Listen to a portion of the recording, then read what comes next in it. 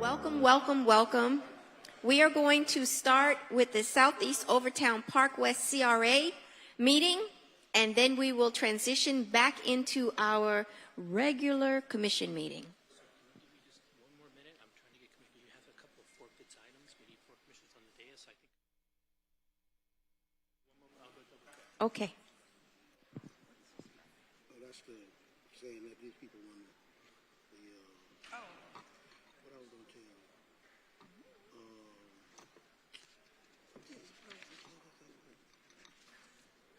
Why you got these people so scared? Nipping and all that.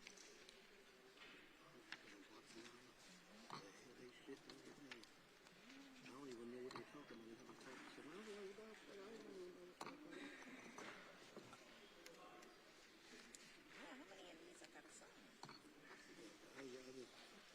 know. As many as they put down, I just have to get one each commissioner or something. Jack Kenny could go home about that.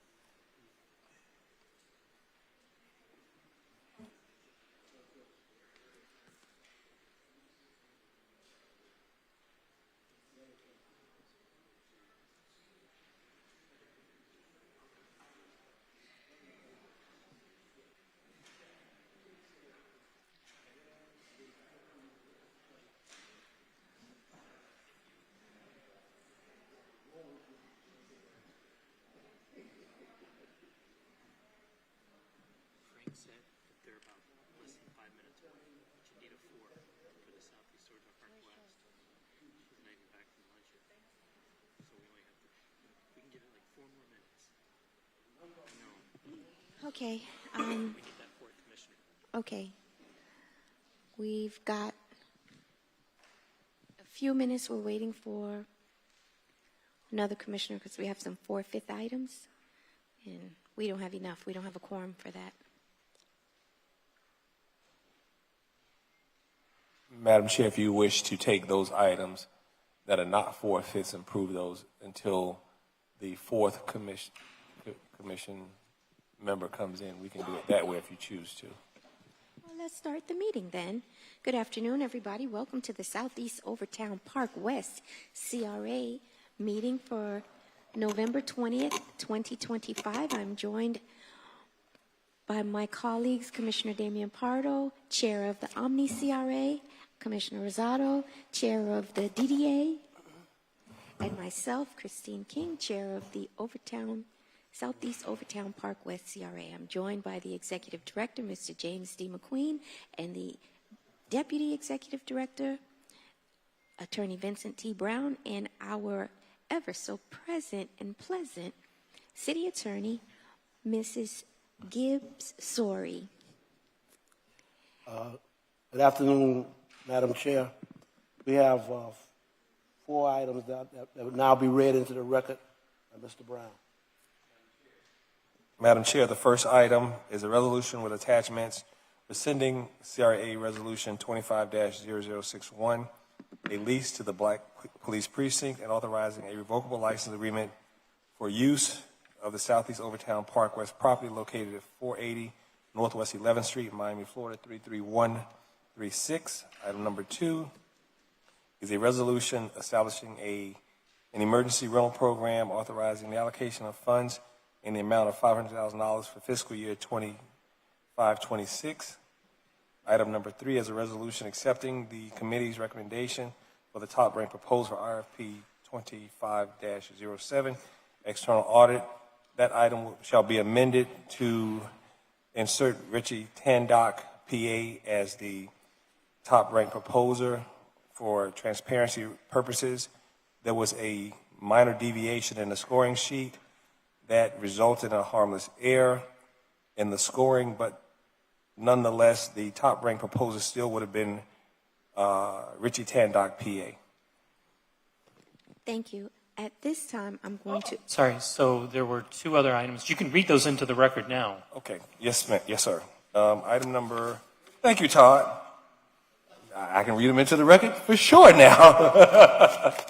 Item number 4 is a resolution with attachments by 4/5 vote ratifying the executive director's recommendation and finding Exhibit A that competitive negotiation methods and procedures are not practicable, advantageous, waiving the requirements of competitive sealed bidding, and approving a grant in the amount not to exceed $236,650 to FSH Holdings LLC, underwrite costs for critical improvements at the property located at 1127 Northwest First Place, Miami, Florida, 33136.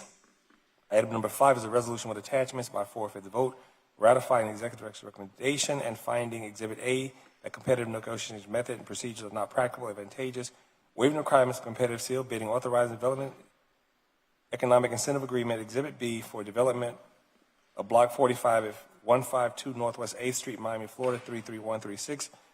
Further authorizing the allocation of an annual incentive payment, one-time appropriation bond proceeds to the developer for the project in amount not to exceed $10 million, and an annual housing subsidy in amount not to exceed $750,000. Those are your items for consideration today, Madam Chair. thank you. At this time, I'm going to open the floor for public comment. Seeing none, I'm going to close public comment period. At this time, gentlemen, are there any items on this agenda that you would like to pull for discussion? Seeing none, may I have a motion to approve AM1 and AM2? Those are the meeting minutes from September 11th, 2025 and September 25th, 2025. So moved. I have a motion and a second. All in favor? Aye. Motion carries unanimously. May I have a motion for RE1, RE2, RE3, RE4, and RE5? So moved. I have a, And Chair, item number 3 will be as amended. In addition to a memo dated November 20th, 2025, will be submitted into the record for RE3 as a backup document. Commissioner Cabello, you had a question? No, are we still on the CRA? Yes. Southeast Overtown Park West CRA. I have a motion and a second. All in favor? Aye. Aye. Aye. Motion carries unanimously. Thank you all for your attendance of the Southeast Overtown Park West CRA. Thank you for your advocacy. Thank you. Thank you. As soon as our city clerk flips the tape, we will get back to our City of Miami Commission meeting.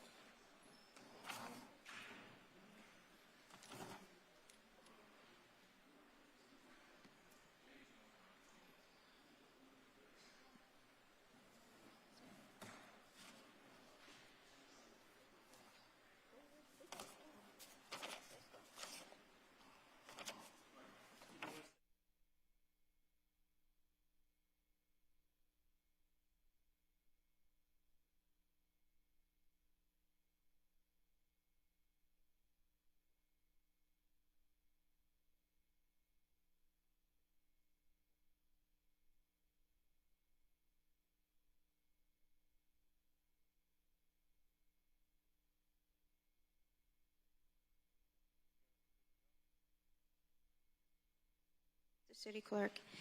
Welcome back to the Welcome back to the city. Welcome back to the City of Miami Commission meeting for November 20th, 2025. We are going to pick up where we left off. The first item that was pulled is RE6. It's approve and adopt the bicycle master plan. I'm not sure who pulled that. I pulled it, Okay. Madam Chair. Several of the bicycle folks had reached out to me, as I think I imagine they may have reached out to several of us. So there's a couple things I'd like to put on the record that were emailed to me.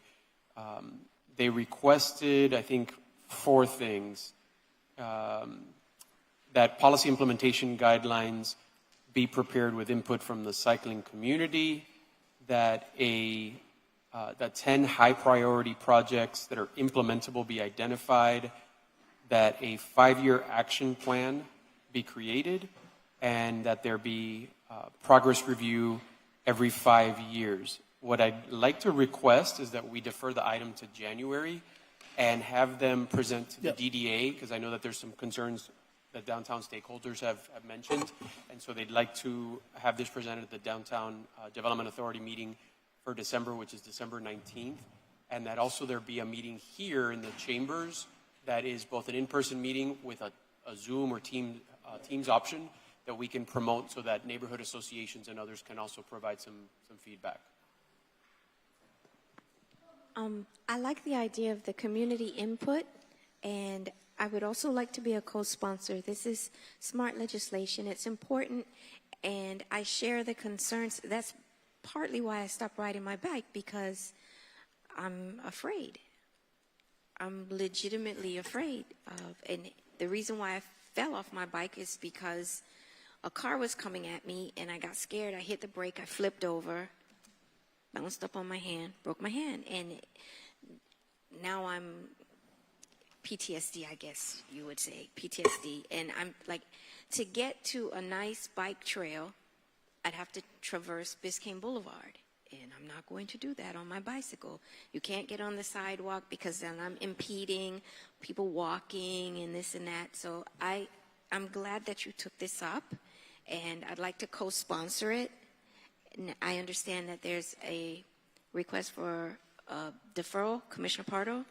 Yeah, obviously, I also agree. We've had a lot of the same comments as Commissioner Rosado just put on the record, so I'll let go of that.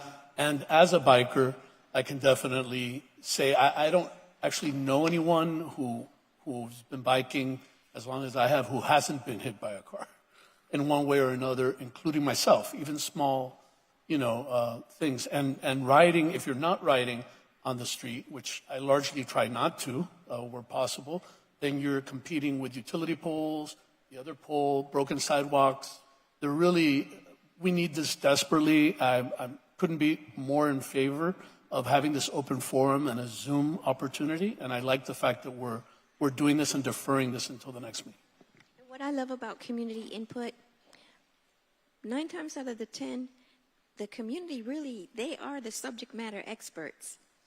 I'm not a subject matter expert on bike safety, creating paths that would be safe. So I love the idea of having the community give us advice on how to get this right. So may I have a motion to defer Ari? Sorry, real quick, I'd just like to say, just a caution that I'm all for it, the safety and everything, as long as it doesn't impede the traffic situation that we have in Miami. That it doesn't make the traffic situation worse. So I'm all for it, but let's be clear that, what I don't want to do is, open more lanes, and then it's going to affect the traffic situation that's already bad enough as is. That's all. Okay. May I have a motion to defer Motion. To January. Right. to Second. January? January 8th or January 22nd? I think the second meeting in January is best. January 22nd. Second. Okay. I have a motion and a second. All in favor? Aye. Motion carries. Item is deferred until January 22nd. The next item that was pulled is RE9, approve employment agreement for our Inspector General. I'm not sure who pulled that item. I think it was me. You? Okay. No, because I don't know if we want to talk about it or not. I mean, I know what I'm going to do. I'm ready for a motion, but I'm good. are you?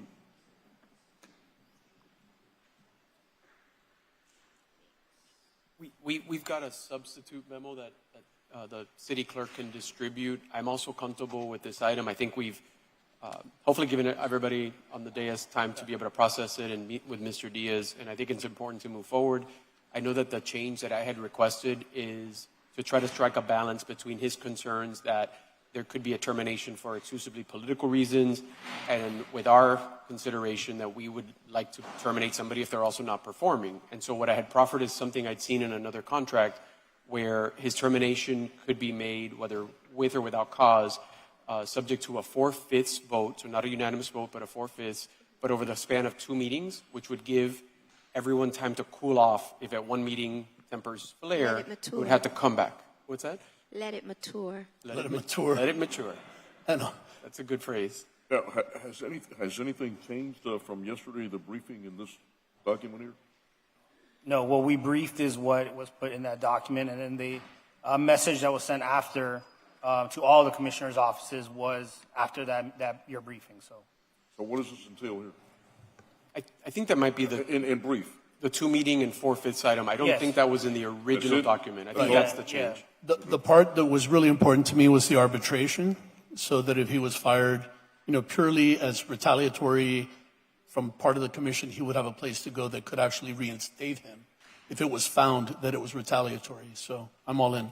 Well, I don't know that, but that wouldn't exist, right? Because if he can be terminated without cause, there is no retaliation. It's just without cause. So that kind of would take us in a circle. Well, he needs to prove retaliation. yeah. So he would still be able to bring a claim of retaliation, but he would have to prove that. Correct. Okay. So the And it burden would of be proof- arbitration. The burden of proof would be on him Yes. on the second round of the, Okay. Well, I'm good. Ready for a vote? ready? Yes. May I have a motion? Motion. Second? All in favor? Aye. All right. Aye. And that will be as As amended. amended. Now, gentlemen, Congratulations, sir. Yep. Welcome, Mr. Diaz. We have an inspector general. if you don't mind, may we swear him in right now? Would love it. Take a pause? Okay. Todd, do I have to recess the meeting? No, we can just do it? Okay, we're going to swear you in immediately so you can get to work.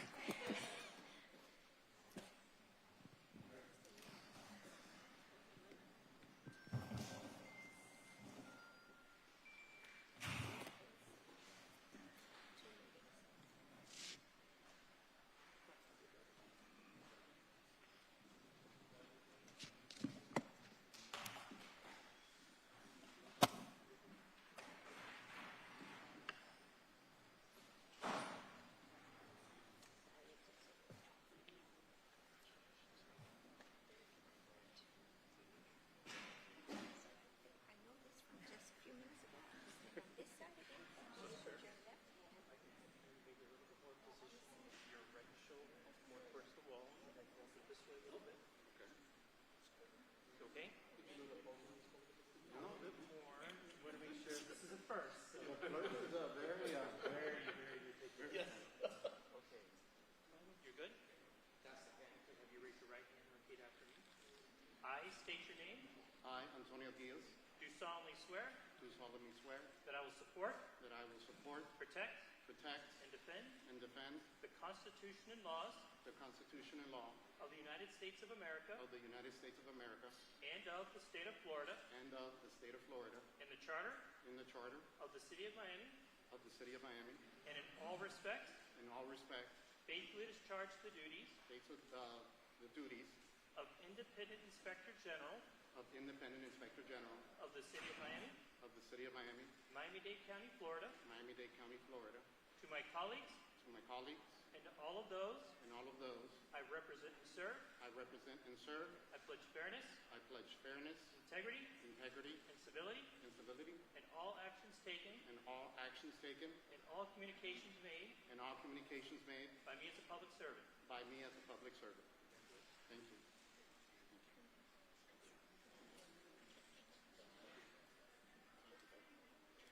I've been here so many times.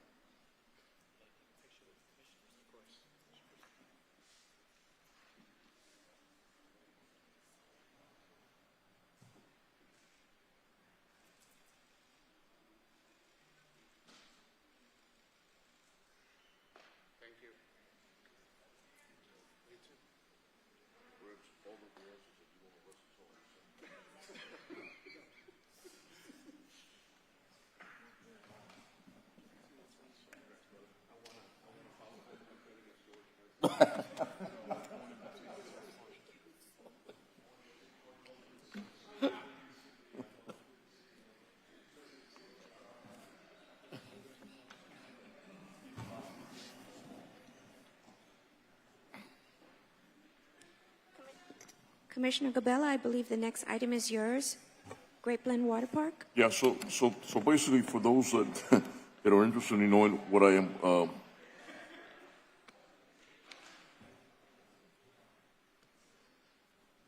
so what the attempt here is to do the RFP, to get an operator to run it, because like I said, and I think I said this the last time I was here or the time before, that I went out and I took an inspection. My residents were concerned that the park was only opening up 2 months out of the year.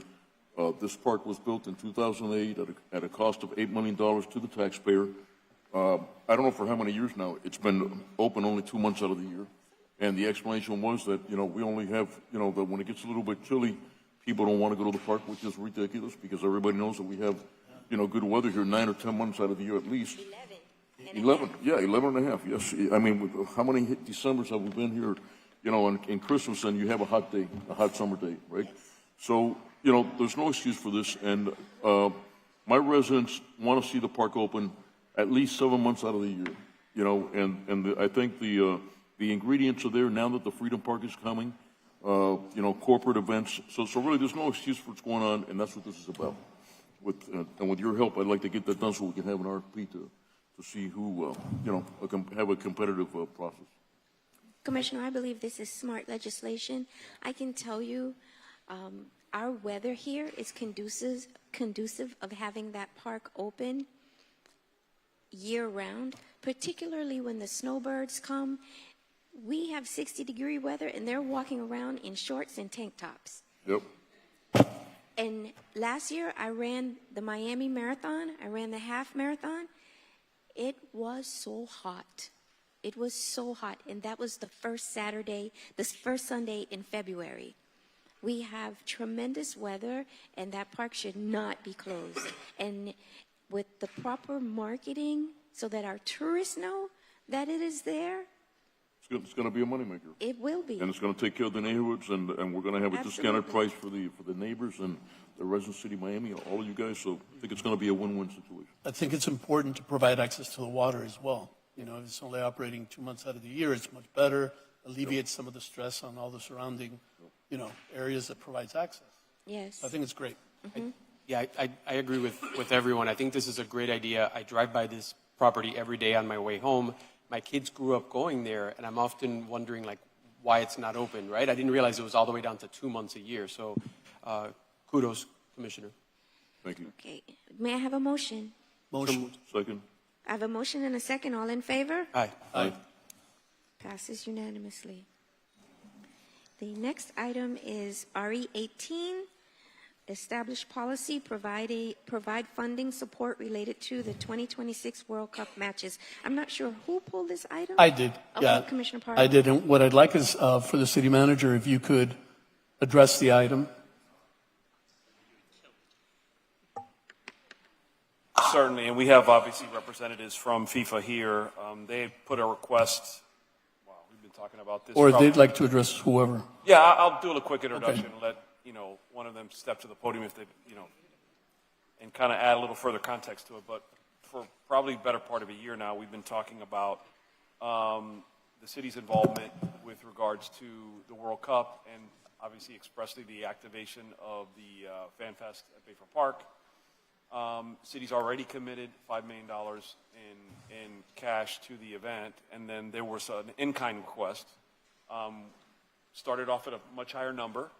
We've been negotiating more specifically around the real need that would need to be addressed in terms of staffing of the various departments, police, fire, solid waste, code, as a resource to the activation.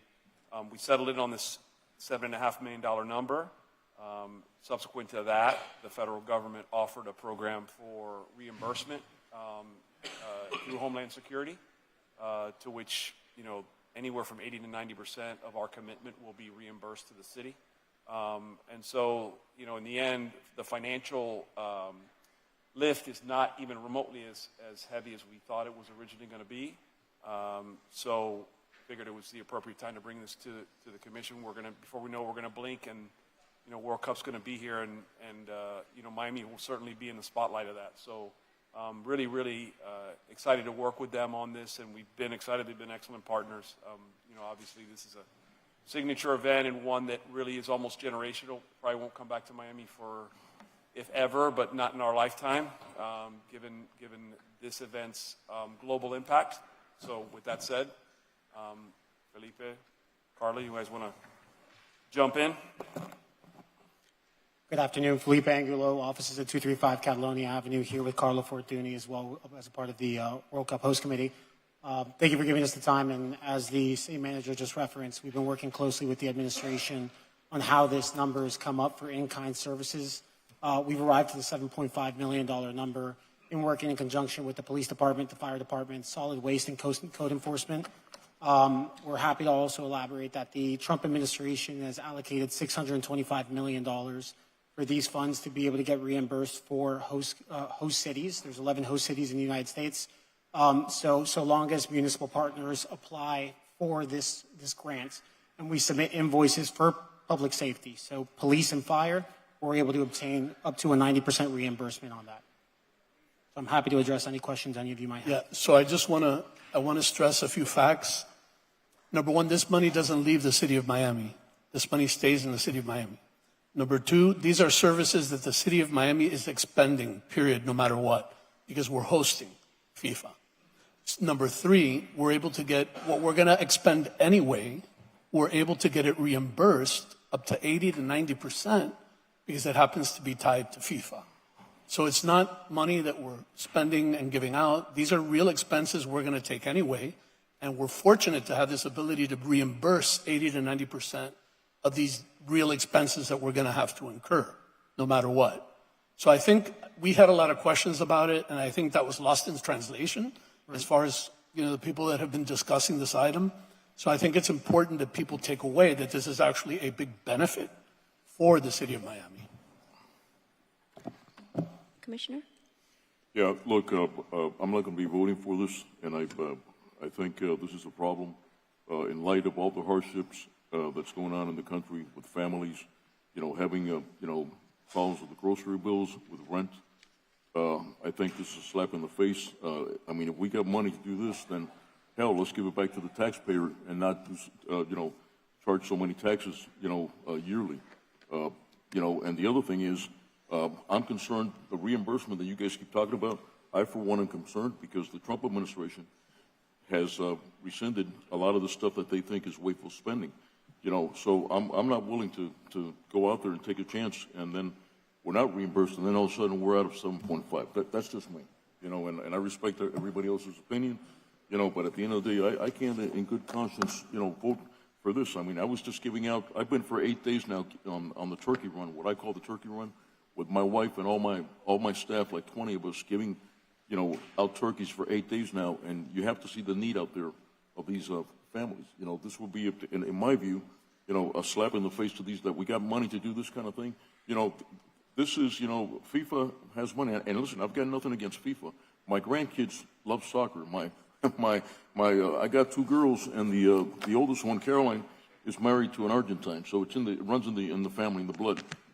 But I can't do this. I can't find myself. And I've looked at this. You guys came into my office. You enlightened me on the reimbursement and stuff. But I just can't do it, my friends. I'm sorry. I'm going to take the prudent way, in light of the situation that's going on here. And I just can't do it in good faith. I'll leave it at that. And Commissioner, if I may address, and Madam Chair, with your permission. So with the reimbursement of the $625 million that the federal government has allocated, that money has already been provided to the Office of Management and Budget, and it's already set aside. So if you go on FEMA's website, they have that dollar amount already allocated and set up for the host committees to be able to apply for. Just want to make sure that's clear, sir.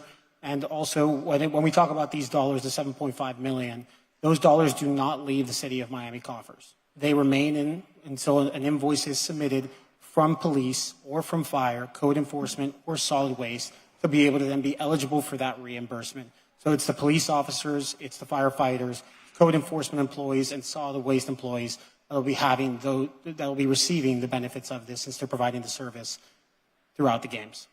There is absolutely a tremendous amount of need out there. No discussing that. And whatever we can do to help that and alleviate that, we should. but we are going to spend this money, no matter what, in police and fire just to keep our streets safe, organized, and have this event come off. So Yeah, I just think that. that's where we're at. I just think this is, at the end of the day, this is not a foundation that's not for profit. This is for profit. And, I'm a capitalist, okay? I am a capitalist. I'm Republican, I'm a business owner and all this stuff. But why don't we do it the other way? If they're so sure of this, let them pay and we'll reimburse the other way around. But I'm concerned, you know what I mean? Because, the public isn't going to understand all the details involved in this. And they're going to think that, these guys that have 7.5 mil to give out, we already given 5 mil out. I kind of call this, I don't want to use the word, corporate welfare, if you will, and that's just the way I feel about it. So with all due respect, I'm going to be voting no. I thank you for the explanation, but I'm going to be voting no. I'm a no on this. I can't do it in good conscience. So for me, I had my concerns, and I am satisfied with the efforts that are being made to ensure that small businesses, minority businesses, are going to get a piece of this pie. And that's how we alleviate some of the stress that my colleague is speaking about, because I have heard from several small businesses that, hey, I have an opportunity here. I'm going to be able to do X and Y at this event. And it's a months-long fan fest, correct? Yes, ma'am. A months-long fan fest for our hotels, our restaurants, our small businesses. This is going to be an economic boon for the city of Miami and Miami-Dade County as a whole, with all of the folks that are going to converge on the city of Miami for this event. So I am happy that our small businesses are not left out, and that was my major concern. So I will be voting in addition to the reimbursement. In addition to the reimbursement, the city will get reimbursed for up to 90% of its investment in this. So I have to wait for Commissioner. Yeah, I also wanted to add, I think that a very important piece of this is the economic analysis that was provided, which estimates it's a $920 million economic impact right here in our region. So, I think that's critical. I echo everything the chairwoman just said about small businesses. We had a lot of conversations about how do we get licenses and even how do we make sure that every district can be represented so that our small businesses can be part of this. So I don't know if you want to comment a little bit about the economic impact, but I think that's a very important aspect that is always kind of glossed over. Commissioner, the level of tourism that we're anticipating for these games is something that the city of Miami has not seen in a very long time. One example, for example, was in the Super Bowl. We saw all of the hotels in the downtown urban core area and even spreading throughout that had a complete capacity. Restaurants are completely full. And I know I've been able and fortunate enough to discuss with all three of you about priorities for small businesses in your districts to be able to get activated during these games. So we continue to work with you on this. We will be continuing to work with you throughout up to the day of the first games and moving forward to make sure that those small businesses are able to participate in this. And this is a world-class event that we're very excited to be able to work together with the city of Miami on. Thank you. And I'd like to add that from its inception, I have been advocating for one of or a couple games to be shown in the Little Haiti Soccer Park in my district. I have a very large youth soccer program in District 5. In addition to, for the first time in 52 years, the Haiti soccer team is now in the World Cup. And that means the world to my constituents. That means the world to my constituents. And I can tell you, having a viewing in the Little Haiti Soccer Park is huge. It's an economic boon for my community. It's an economic boon for the restaurants in Little Haiti, for the businesses in Little Haiti. And it's a source of pride for the residents of Little Haiti. And to have our youth teams be able to watch these games in our community and to engage our vendors to come out, because we're going to need food, we're going to need security, we're going to need trash pickup, all the things that the city cannot do on its own. For us, for D5, for my constituents, this is a good investment in our community, for our businesses, for the families, and ups for the Haitian soccer team that's going to be in the World Cup. Yeah, and I would say the same is true. Thank you for bringing that up. The same is true to the extent we can do that, like at Armbruster Park or any of the parks. I mean, I think that's a great way to involve community and build around the event and make it even more inclusive and accessible, because for a lot of people, it's just not accessible. Well, Commissioner, the goal of the World Cup host committee here in Miami, specifically the Miami host committee, is to be able to activate the local area, right? The membership of the host committee does consist of local partners who want to prioritize the economic input and the activations that will affect all of the community. So we plan on working with not just the city of Miami, but of course, as you're aware, Miami-Dade County as a whole, and making sure that if you don't have the fortunate ability to be able to participate in the games, that the games are going to come to you, and that those folks will be able to watch some of the games and come to some of the events that we'll be hosting. Is there a way for input, public input, if people had, a desire to see it in a specific park or an activation in any place? Is there a way maybe that they can? So, Commissioner, based off of whatever request might come from either of the five of you, if you have any specific... Our district offices are the best way. We would love to hear from them, and obviously, however we can participate together, we will. Thank you. I think if we can hear from Commissioner Rosado's chief of staff, I'm not sure where he went. Here he comes. Commissioner Rosado, would you like to weigh in on this? I have no further questions. Okay, so may I have a motion for RE 18? So moved. Second? Second? All in favor? Aye. Aye. No. Motion passes 3-1. 3-1. Thank Thank you, you. everybody. Commissioner Gabella voting no.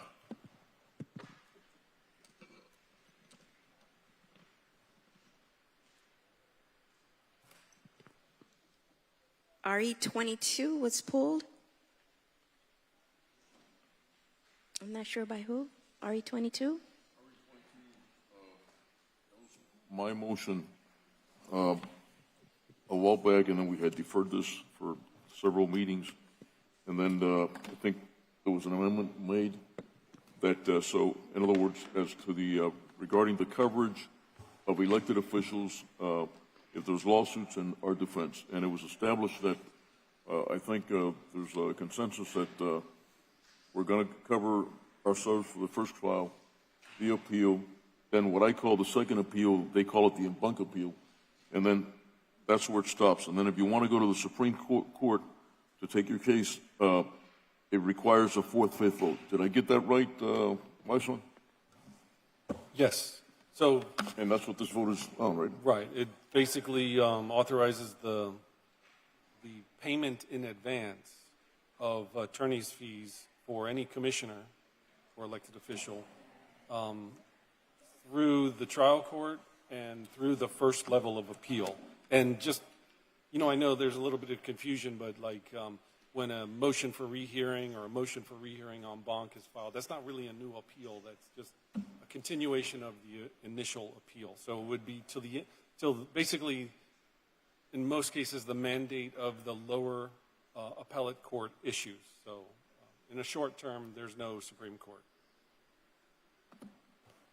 And if we want to go to the Supreme Court, and then it'd be a 4/5 vote. Then if the If we want commissioner to cover somebody to go to the Supreme decided that, yes, they should have defense up front, they can request their colleagues by a 4/5 vote to agree to cover the Supreme Court portion as well. And a 4/5 vote would mean that everybody else on the dais would support it. more or less a unanimous Essentially, vote, it's a right. unanimous vote because you wouldn't be voting for yourself. That's a good question. Well, Well, you'd obviously presumably have a you'd be conflict voting of for interest, yourself, but right? in this case, I imagine you actually would need to recuse yourself. I imagine. So you'd need a unanimous vote. That would be a very tall order. Let me ask this question. Does the Florida Supreme Court support attorney's fees all the way through for every process, every step of the legal process? Yes, it's a policy decision, but yes, you can. That has been our policy up until today, has been that we represent the commissioners when they're sued in their official capacity in advance. So what's being... But the Florida Supreme Court, That's there's correct. case law on it. The Florida State Legislature has said that as elected officials, we are entitled to legal representation. That's correct. There's a statute. that Correct. talks about As long as it's not a criminal case or anything like that. You'd have to be, well, you'd have to be within the course and scope of your employment as a commissioner. Okay, so I'm not in favor of this. I'm not going to vote in favor of this because I'm not going to give up my rights as given to me, and it's going to send a chilling effect, I believe, to other persons who are interested in serving.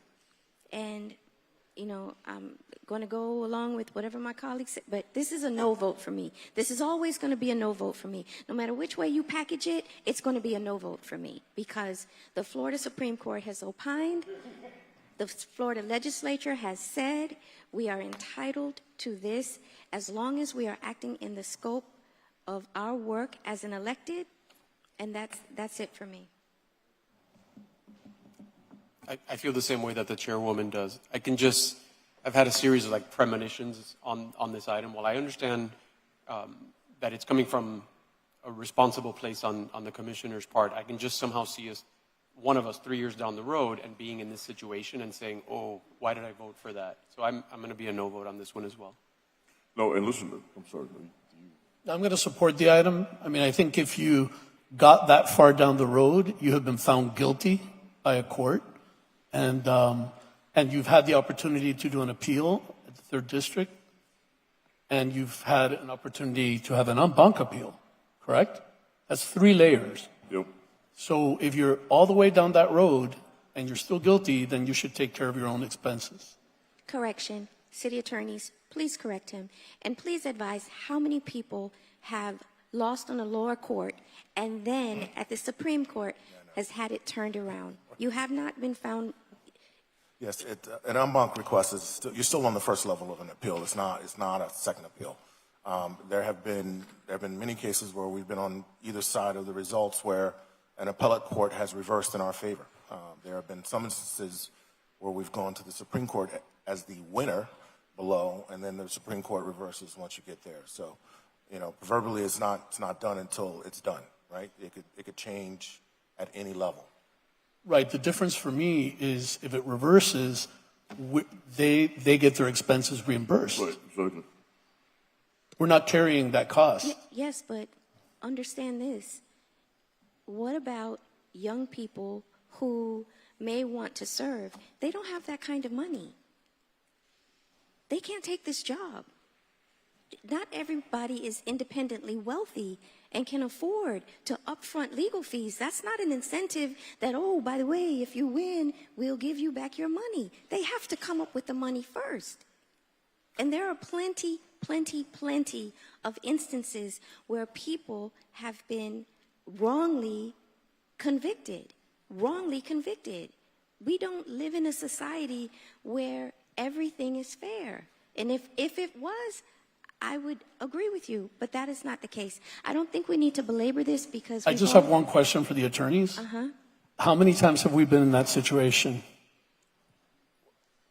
Okay, but when you say that situation where we have... The one we're discussing right now, where it would reach this level? He means this is a one in a 100 Right. year. No. You know, a 1 in a 50 I mean, year. it isn't like this is a policy that... So there was a case involving financial urgency where we won in every lower court until it got to the Supreme Court. I mean, involving a commissioner. No, that was involving, I'm talking generally about... Oh, no, I'm talking about this item. Okay. In recent memory, I don't know of a commissioner that has gotten to this level. Okay. Right? Yeah, Recent so memory. I'm still for. Well, listen, since let's just take the vote up or down, and whoever's with it is with it, and you know, apparently, so I'm going to motion to pass it. You're on my side as I hear you. So You're not. I have It's a going to motion. fail, then you'll do a motion. So I have a motion and a second. All in favor? Aye. Aye. No. The motion fails 2-2 with Commissioner Rosado and Commissioner King voting no. Okay. Okay. You want to now do it the other way around? No, there's no Okay. need. All right. Okay. Hold on, my page isn't turning. It was RE 22. Having technical difficulties with my Remarkable, the page won't turn.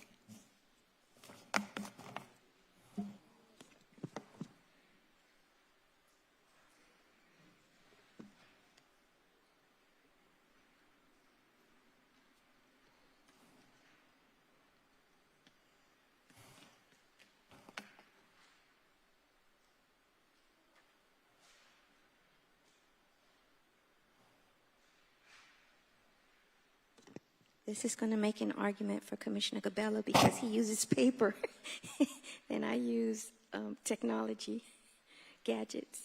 Okay, let's see. Here we are. Here we are. RE 29, that was pulled. Yeah. I believe Was I that think you, Commissioner Gabella? I think it was, I pulled it right. Was it I'm me not. or- I didn't write down who pulled. I didn't pull. Yeah. So here's the deal. What I don't have any problems with what's been amended here, but I just want to put on the record my only concern is that when the ballpark, the Freedom Park, the stadium was completed, I believe it's going to be early next year. Early next year, that the park that was supposed to be handed to us, the 50-something, what is it, Art? 50-something acres. What is it? 58 acres, was also supposed to be turned over to us with greenery and some things added to it. What they're telling us now, the Freedom Park people, is that the stadium is probably going to be finished in time, but the park is not. So we had a briefing yesterday, I believe, and I think you guys wanted, the administration wanted a year to do the park, so to go ahead and finish the Freedom Park, situation at the stadium, but then the park can be done, at about a year from now.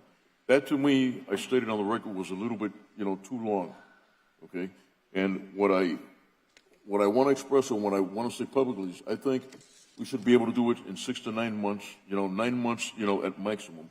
But I want to stipulate it in there so we also have, what we were promised, because what's going to happen is that if we do this and then people see a construction site between the stadium and the parking lot and no greenery, okay, there's going to be an uproar.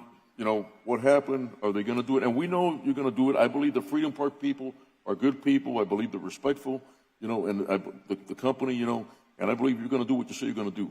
The problem is the perception, especially with the neighbors to the east of you guys, that they have to live with all the stuff that's been going on, the construction. So I just want to, put that in the record, and I don't want to do it more than 9 months.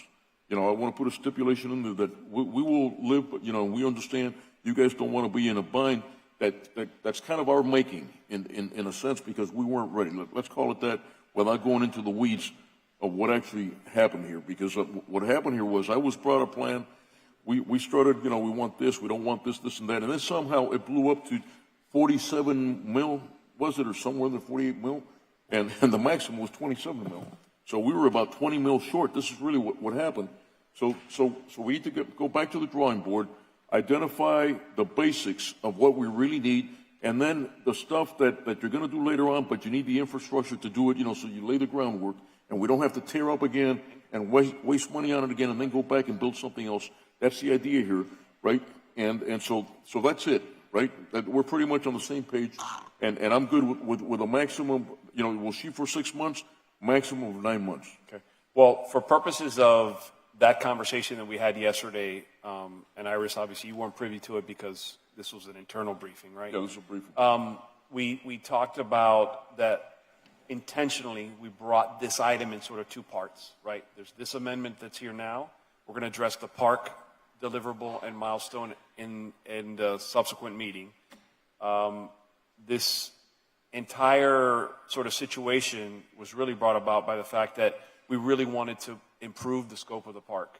And in doing that, what we kind of got left with in terms of a dilemma with MFP is that, and Inter Miami, is that they could deliver the baseline, what they were asked to deliver as part of the agreement, but then in some cases we might have to dig some of that back up again to do the improvements that we want to make later. We thought, well, that seems a little short-sighted. So we've been working on a way to solve for that, and I think that's what the issue is. We're still not there. We still haven't solved for that problem, which is why we didn't bring it this time, because we weren't ready. That part of it, that aspect of it. I took the commissioner's feedback on this, and so as we continue to have conversations, we're going to try to solve for some of his concerns, and then bring something back that, quite frankly, everybody's comfortable with, relative to the park deliverable. So. Iris Escara, offices at 333 Southeast 2nd Avenue, and thank you so much. Commissioner, just to mention, we were on track to complete the park in line with the stadium. However, there was a more efficient use of the $20 million that the city was going to have as part of the development of the park. So, for example, just giving you one line item, grass. It's an approximately $1.6 million expenditure in grass. So if we put the grass in, the trees, the walkway, the basic original plan, the city would then have to come in, rip that grass out, and do their improvements. So they were like, hold on, put that in a bucket, let's do more, fix that up, and then come back and use. So it's a better efficiency, better use, better stretch of the dollars, and we're committed to completing it in the appropriate time. We're working with the city on what those improvements could be. It's a contaminated site, so the permitting through Durham also adds a level of complexity that right now we're able to enhance the delivery of those items, make it more cost effective than turning it over to the city, and then the city start the permitting process and so forth. We can amend with what the improvements are that are agreed upon, and if the short time frame is, we'll sit down, we'll hammer it out. We're doing workshops with the city to see what is the best use of those dollars to stretch them out and get the best value for that park. So thank you very much, and we appreciate the opportunity to collaboratively work with you all on that. So what I'd like to do is amend the 9 months into this, agreement that we're going to do today. Incorporate it into the... I believe Commissioner Rosado. I was essentially going to ask that I understand the attorney's explanation and sort of the practical aspects of the variety of improvements and the sequencing and the permitting and all that. And so I was going to ask if the Commissioner Gabella had a modification that he was going to suggest as part of it. Correct. Is that the only modification? Does that take care of the concerns? No, there was another modification that they're doing on the I believe it's a 50-year, what is it, 99, what was that you had changed something that they can... All we did was extend the initial term. The overall term stays exactly the same to 55 years. So the initial term, when you get to the next renewal, is at 55 years. Does that... Yeah, that satisfies me. I'm just concerned about like I said, that the stadium is built and then that doesn't happen for whatever reason. So I just like to put it in there, and that way I think we're safeguarded, everything happening in a timely manner, and to give you guys the time that you need, so we can all have a meeting of the minds. And I think 6 to 9 months is ample time. And I just want to be clear, it's 9 months from the opening of the stadium to finish the park, so we can all work backwards from the enhanced. 9 months from today. 9 months from today. Because remember... Well, 9 months for today for the original park plan, we could do. You're supposed to open up in March, right? March. Yeah. So the latter part of March or early March? Well, it's probably going to be the latter part of March, Okay, but I don't want to... So let's pretend it's the latter part of March, at the end of March, right? So now, well, what are we, in November? So that's 4 months, take away from 9, 5. So that gives you an extra 5 months, right? For the basic park? For the park? The enhanced park, Commissioner, is going to take us a little bit longer just because we have to go back and draw all those drawings. We have to construct it. Like, for example, some of the things we're talking about is new infrastructure, new drainage, new different items. Those items may take us a few. Now, if we scale back what the enhanced park improvements are, we could probably come up. We want to turn over that park as quickly as possible as well, so we're on the same wavelength. We just don't know yet the full breadth of all the improvements to be done to be able to give it a time frame. No, I know, but I need something to be incorporated also that you know what I mean? We got to have an agreement. Understood. We had an agreement for March. Now that's not going to happen.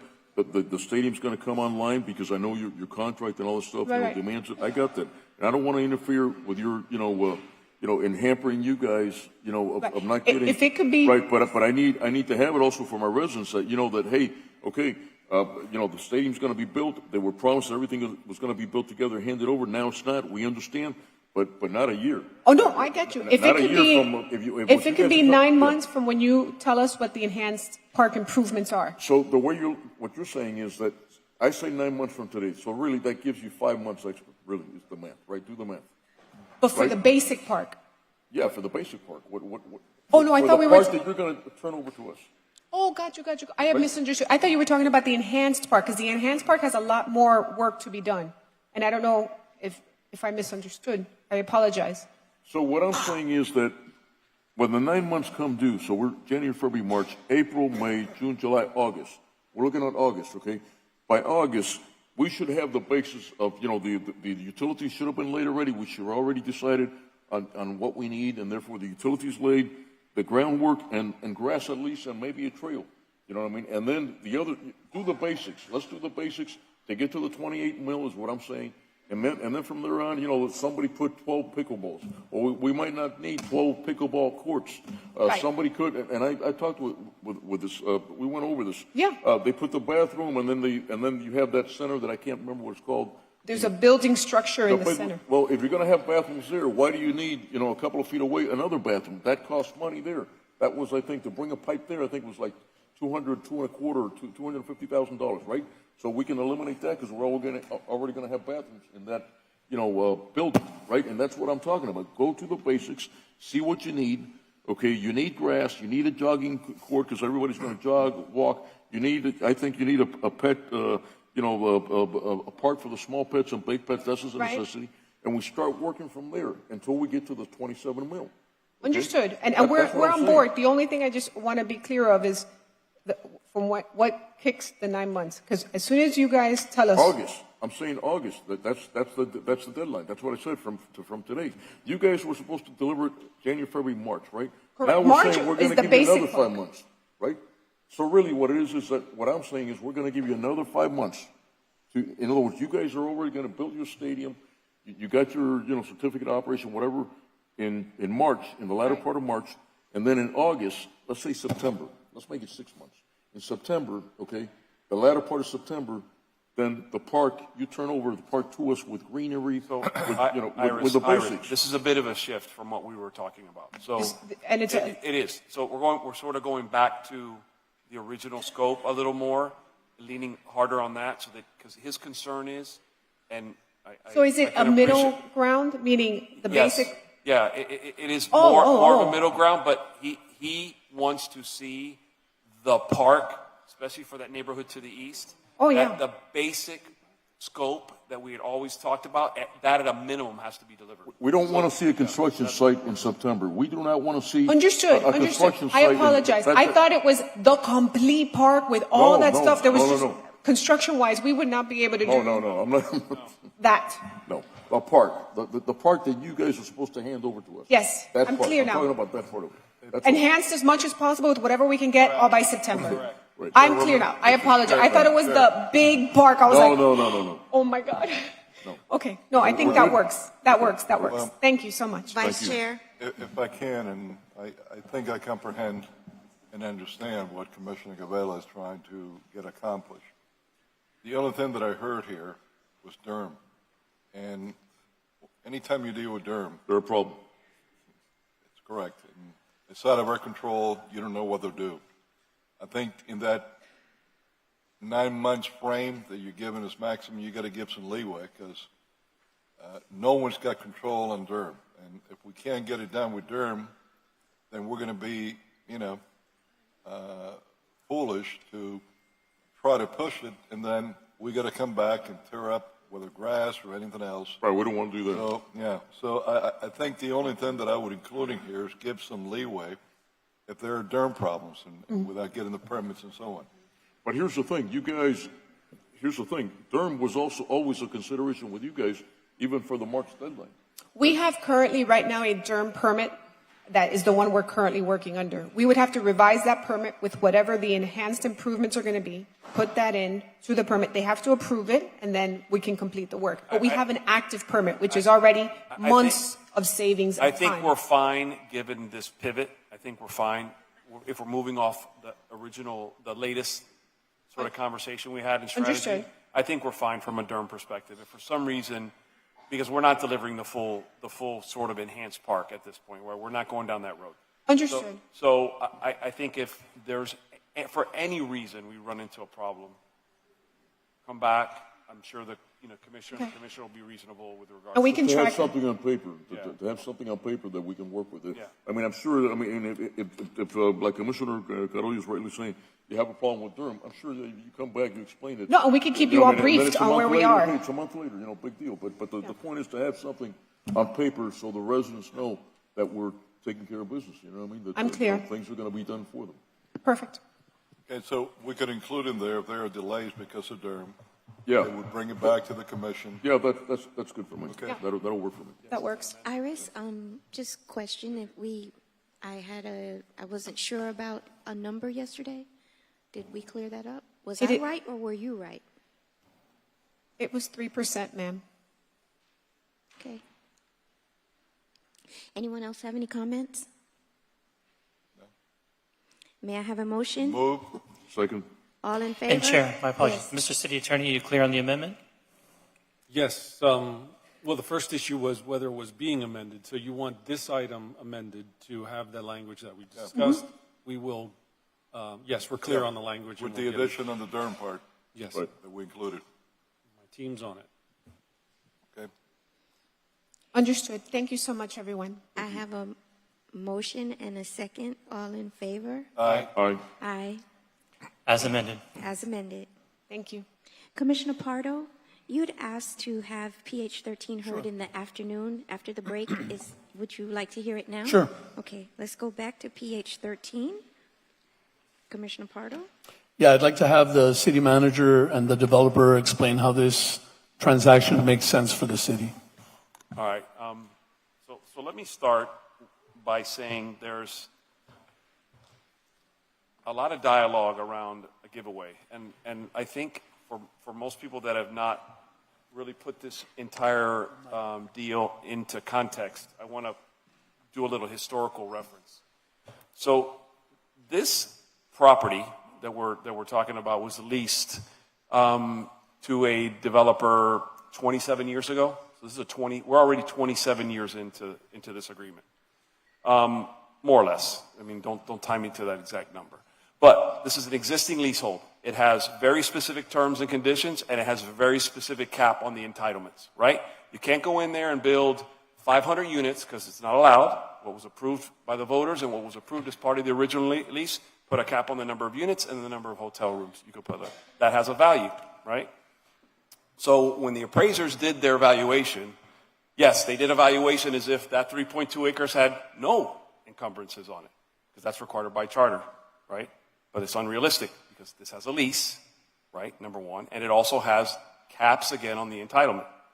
So the purpose of the appraisal and the appraisals that matter are IRR's and CBRE's appraisal with the limitations, which include the lease, right, and the capped entitlements. Those valuations came in at between $27 and $29 million, right? We used the higher appraised value, which was the $29 million value, as we are required by charter. The sale of the 3.2 acres still requires them, right, to adhere to those caps. They don't get to suddenly now, like I said, build 300, 400, 500 units. It doesn't exist. They are capped at what they can build. That valuation by both appraisers took that into consideration. That's why that value is 29 and it's not $100 million, right? Add to the fact that the lease itself, which they purchased from the prior developer, right, had a value as well. And that has a limited value in and of itself because it has limitations to it in terms of the term. It just happens to be a lease that is older, was established during a different market. There were a different set of expectations in terms of what the vision the city had in terms of the development scale, right, and the density. And they came to us once they bought it and they said, look, we're going to still build to these limitations, versus what was done on the other side of the island, which was we tore the lease up and started basically from scratch. They didn't do that. They adhered to the lease. So that valuation is appropriate to the term of the lease, right, and the limitations that are in place in terms of the restriction on density. That's why it's valued at $29 million. Not a giveaway. There's no real $250 million value in this property. There's no true $150 million value to this property. This value is the present day value of the lease, right, taken away from what the value would have been if you'd sold it, right, and with those restrictions, and what you end up with is a net $29 million. That's the explanation.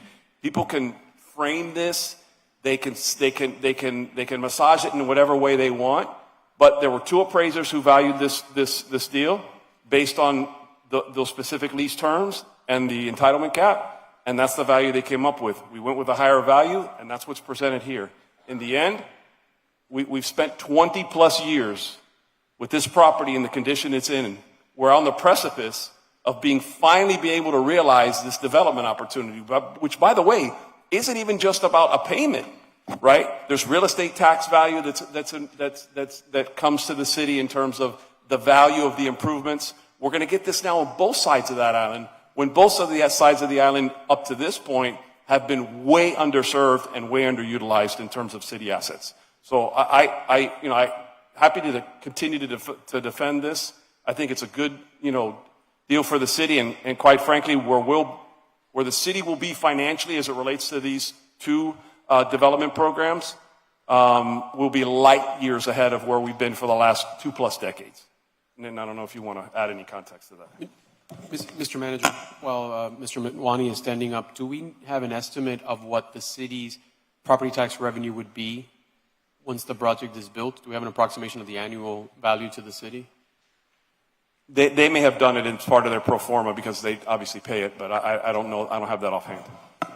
Complete estimates, but roughly it's over $20 million a year in property taxes. But that's not only to the city, this county. Correct. That's property taxes that we as the developer Full pay. board, okay. Correct. So the city will probably be 30%. Somewhere in 37%. So approximately a little over $7 million. 7.4, 7.5 million. Yep, for 100 years or so. But I think what's important to know also, and I think the manager did a great job at articulating this, the city has not owned this land fee simple for 27 years, and it will not own this land fee simple for the next 99 years. What it does have is the right to the income from that lease that's in place, and that's what was present value.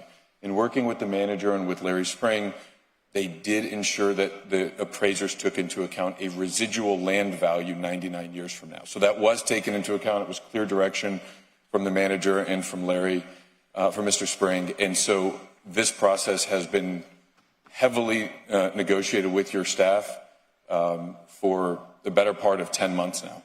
Okay. Madam Chair, can I ask a few questions? Yes, get closer to your mics, please. Yes, thank you. I don't know who's best to answer this, the manager or Larry, but what is the total amount on the lease that they pay per year on the whole property that they're acquiring, that they're buying? How much do they pay us as a lease?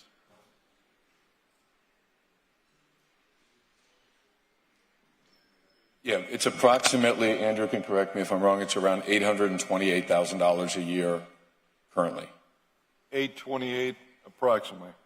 And how much is it, does it increase by per year?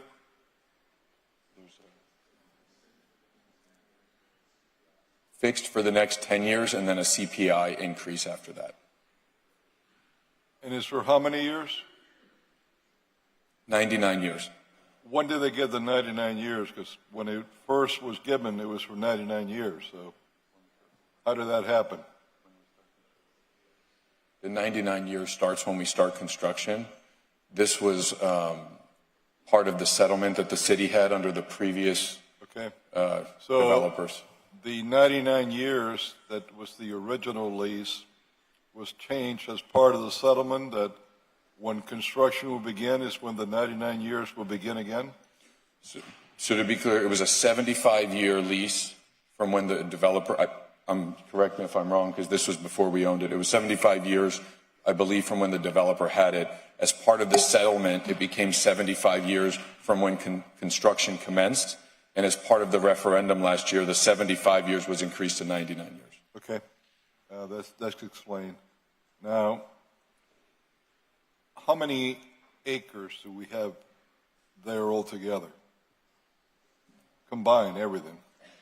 In the entire island? Or No, just there for? in the It's property. a little over 11 acres. Little over 11? Correct. And 3.2 is the parcel that they're Correct. trying to acquire and buy. So it's maybe not quite a 0.25%, maybe 27%, something like that, of the full amount. So I gather what we're getting in rent here is somewhere $250,000 for this 3.2 acre. Am I correct? No, the 800,000 was the 3.2 acre portion. The city will continue to get its lease payments on the other 8 acres. Okay, so that's what I've asked. The full. Oh, I'm sorry, amount for the of 11 land. acres. That, what was the lease payment? It's $2 million for the 11 acres, but there's also the marina that we do not own anymore that is part of that. And for these 3.2 then is 828 Correct. that you pay the city Correct. in the lease. Okay, so now it's 99 years, but it's throughout 99 years. And for the first 10 years, it stays the same. Then how does it increase? By CPI? Yes, there's a CPI increase. Okay. Let me add something here up real quick.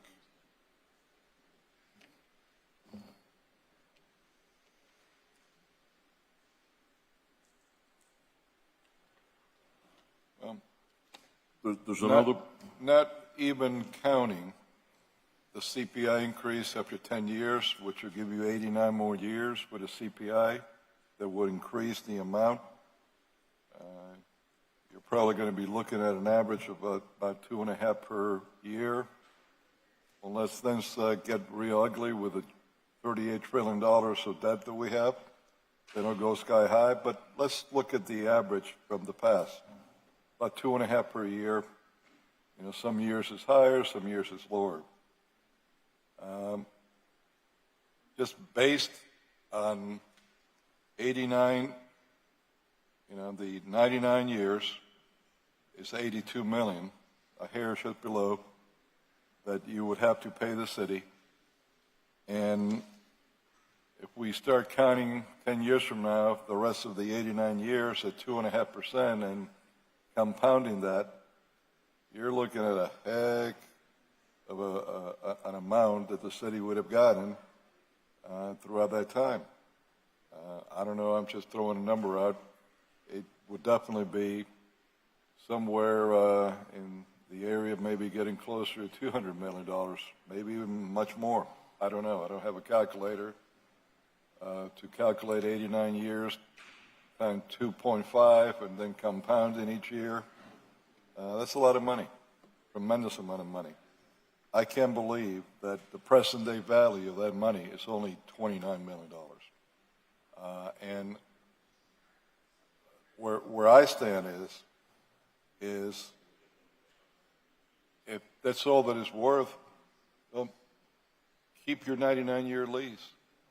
You could sell and construct everything with 99 years right now from the time you start construction. And you pay us, the city of Miami is going to be better off instead of getting $29 million right now. And then it's your land, you're only going to pay property taxes. We're not going to be paid anything more, right? Am I correct? I said, once you pay us the $29 million, the only thing we're going to get from you in these 3.2 acres is going to be property taxes. So there'll be property taxes, there'll be sales taxes. Yeah. Employment, all that, But yes. we're not getting no more lease.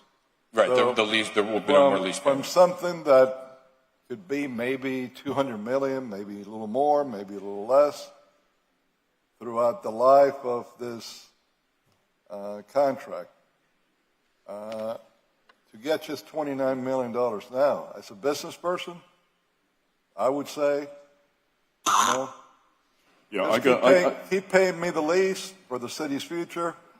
Thank you, but no thank you. I don't need your $29 million now. And at the end of 99 years, the city will keep the land. Maybe it'll be all underwater then, and nobody wins. Could be. But in the meantime, I just see a much more of a benefit for the city in getting the money in 99 years.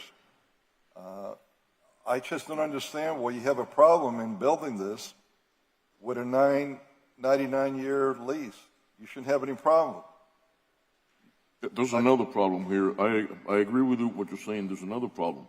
We just been handed, and correct me if I'm wrong, a change, and I'm gonna invoke my 5-day rule, where I'm not ready for this, to be honest with you. I mean, this conversation needs to be had. I'm not ready for this. I will be respectfully a no vote. By the same token, I understand that, we continue kicking the can down the road, and meanwhile, we're not making any property taxes from anybody, including yourself, so that I understand. But also, he's got a point. He's got a point, and I can't expect now that you hand something new and on something like this, and all of a sudden, I'm supposed to make a decision today. Well, look, Commissioner, I have no dog in this fight. The only dog that I have is I'm looking for the city's best interest. And what I'd like for Larry, the administration, to do is to give me a projection on 2.5% CPI increase on a yearly average, beginning in year 10 from now, until the remaining 89 years, and calculated and compounded the other 89 years, then put the remaining 10 years at 828,000, and give me the full amount at the end of 99 years that they would have had to pay in lease payments. Not property taxes or anything else, because they could do the same thing that they presented to us in constructing and building hotels, condominiums, with a 99-year lease that we're giving them, and we keep the property. Obviously, we don't take $29 million up front. They save that. Then the deal is being presented to us. So I think it behooves us to kind of look at what's actually being calculated, and so that we're not sort of guessing at the numbers. In the appraisals, they did the net present value calculation on that rent payment for that particular portion.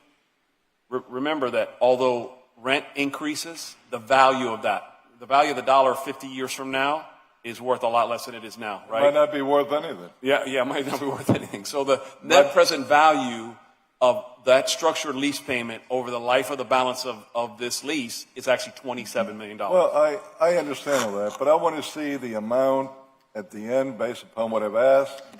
Then I want to do my own calculations on what the present day value would be. But wait a minute, it's the purchasing power, you lose it in money, in dollar bills. You lose that purchasing power every year. But in the land usually, real estate is like this, but at the end it always goes up. So unless there's an underwater... Land always goes up. I see where he's going. Yeah. I mean, And look, this is let's really, be clear. The most valuable piece of land that the city of Miami has, by far, by the square foot, is Watson Island. You're right in between downtown Miami and Miami Beach, South Beach. The views are equal to none there. So this is the most valuable piece of property anywhere in the city of Miami limits. And all that I'm trying to do, I don't want to stop this development. I want them to go forward and make their money. But I want to make sure that the city's getting a fair shake for the future. That's all. And, you know, at least look, a few years from now, they won't have me to kick around and blame me for something besides the other stuff they're trying to blame me for. And further, you know, I don't want no developer to ever, when they're talking and counting the millions they made in any project, to say, man, we took those people for fools.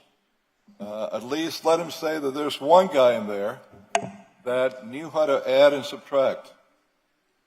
And again, maybe once they give me all these numbers, I might come to the same conclusion that I'm being told.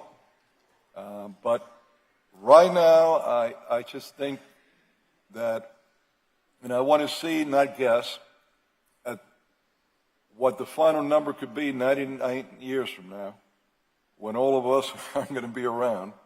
And I think that's the only thing that I could say here. There should be a certainty. None of us would be around. So we're doing this for the future. But I want to see what that final amount is, and then I want to come to my own conclusion to see if the present-day value of all that money could be 29. I might find that it might be double that. I don't know. But I will say this, that there's nothing to prevent them from building with 99 years. And you could build with 99 years. Am I wrong in that or not, Mitten? The answer is yes, things can get financed. Everything gets more complicated with that. But we were prepared as moving forward with the referendum last year on a 99-year lease. And in front of this commission, we talked about increasing contributions towards other things, including $9 million. We had already committed to an entire economic benefit agreement, including a 1,000-foot promenade that we're paying for, including local hiring, including other things. But that was asked of us, and that's where this fee simple came from. And so the challenge is we just lost another year going into a different direction based off fee simple, based off a conversation that happened and a vote that happened unanimously at this commission, and then a 62% referendum in our favor, and then spent the better part of a year negotiating with the city staff. And the appraisers that you mentioned, Commissioner, are your two appraisers that your staff hired. And the state also had to sign off and vet those as well. And if I could, Commissioner Gabella, we haven't made any changes in the last 5 days. I believe that may be the other side of the island, so I think there may be some confusion. We often are confused with the other side of Watson Island, which we're excited to see move forward also. We also want the helipad. We want to see Watson Island happen. We agree it's great real estate, Commissioner. The joke or the rumor that there's a curse on this island feels more and more real every day because it's been 3 years now, and every time we're making 2 steps forward, we end up making 3 steps back. And so Mr. Spring can review the numbers with you because he spent a lot of time. And Larry, I'm sorry to interrupt, but I just wanted to ask Larry a quick question. It was when we sold fee simple on the north side of the island, not to create more confusion about north and south, we sold 5.3 acres on the north side of the island for $139 million. Plus everything else they gave, or are going to give. Because he threw in about $9 million that he said he's given. No, I'm talking about the north side of the island. Right. Yeah. They also gave millions more beyond the $131 million.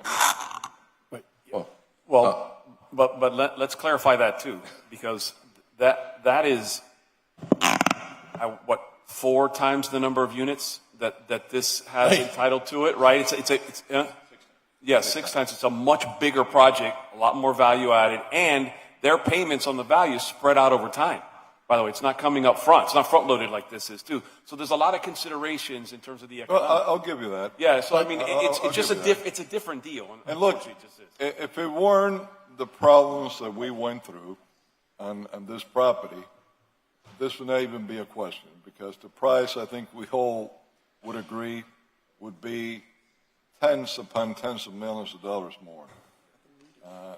But they acquired a lease, they bought a lease that was there before, and we got put up against the 8 ball. And I find it somewhat amusing that the guy that got us there now is dressed up as Saint Ken, and he forgot that it was his motion up here, him pushing the commission into an arena that we never should have gone. I wasn't here at the time. Even though he accused me of that in a debate, I wasn't here at the time. It cost the city about $20 million in the damages that we had to pay. I believe it's 22. Uh-huh. Somewhere in there. And somewhere in the area of 4, maybe more than that, million in our own attorney's fees and the attorney's fees for the other side. $29-30 million. And this is why this is even muddier than ever, because frankly, the guy that had the original lease, if we was just giving him a little more rope, he would have hung himself, because he had no idea of complying, no intention rather of complying, nor did he have the financial whereabouts, apparently. This is why he's selling to them. The same thing happened in the other side when we kept getting those French guys coming every 6 months before the commission, wanting us to forgive millions of dollars, and I voted against it each time because it was outrageous. And they would come with alligator tears. And they promised that'd be the last time they would be here. Then they would come back again. And I knew what happened there. I just don't want to get to the point to have to talk about it publicly, it's your guys' problems. But the city of Miami got hurt into the tens of millions of dollars there because what did they do? They finally sold it and flipped it. And when they did the flipping, we would have been entitled to all the millions that we forgave them and they made. But people have very, very short memories up here. And there's no media that covers what's important to the city. They covered what they want to cover. So anyway, I'm not blaming them for this whole thing because it's got a history.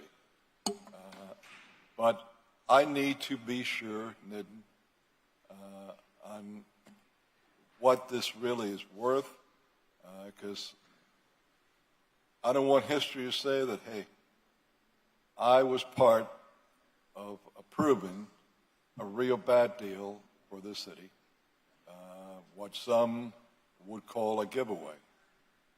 And if it's a good deal, like we're being told, then, I want to push the quail out.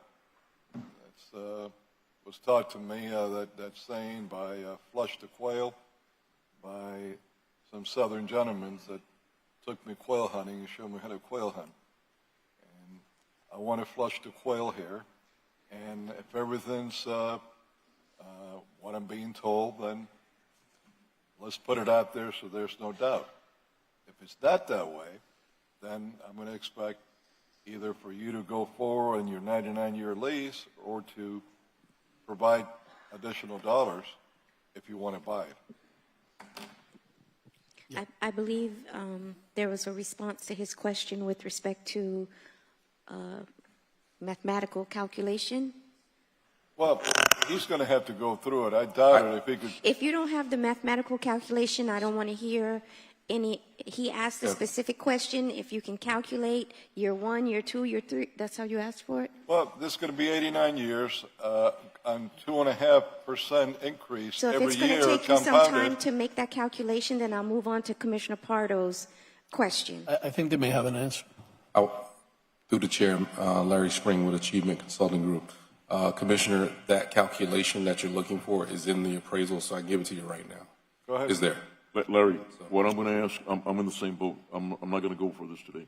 I'm not going to pretend that you guys, I need you guys, and I'm not trying to torpedo your deal, okay? Yeah. I understand the situation. I understand the history of this place and what you just said. I'm not trying to torpedo your deal, but I got to be responsible here. I got a fiduciary duty to the taxpayer, okay? And we need to get, like Commissioner Gado says, every possible dollar that's reasonable for you and for us.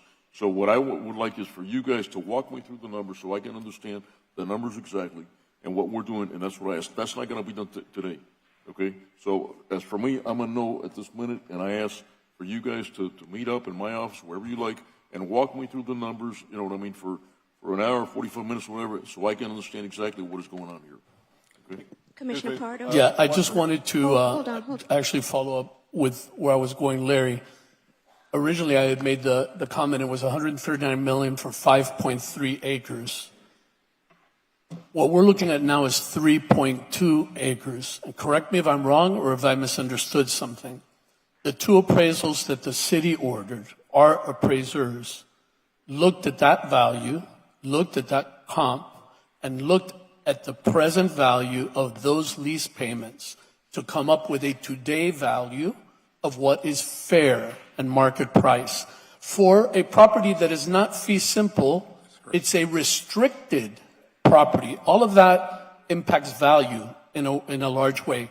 From what I know of the appraisal and having looked at pieces of it, it comes up to the higher of the two values from those two appraisals, which was $29 million. That is correct. Okay. I share, gentlemen, if I could, I share Commissioner Cabela's concerns and Commissioner Correa's concerns as well. This is important enough and permanent enough that I would actually like to make a motion to defer to the December 11th meeting and for each of us to have a more detailed sit down with you. I'm not looking to kick the can down forever. I think you sense my impatience on a number of items. On this one, it's detailed enough that the idea of trying to do math here now at this moment in time before making a decision seems like not the best use of anyone's time. I'd like to make a motion to defer the item to December 11th. I'd like to meet with each of you. Second.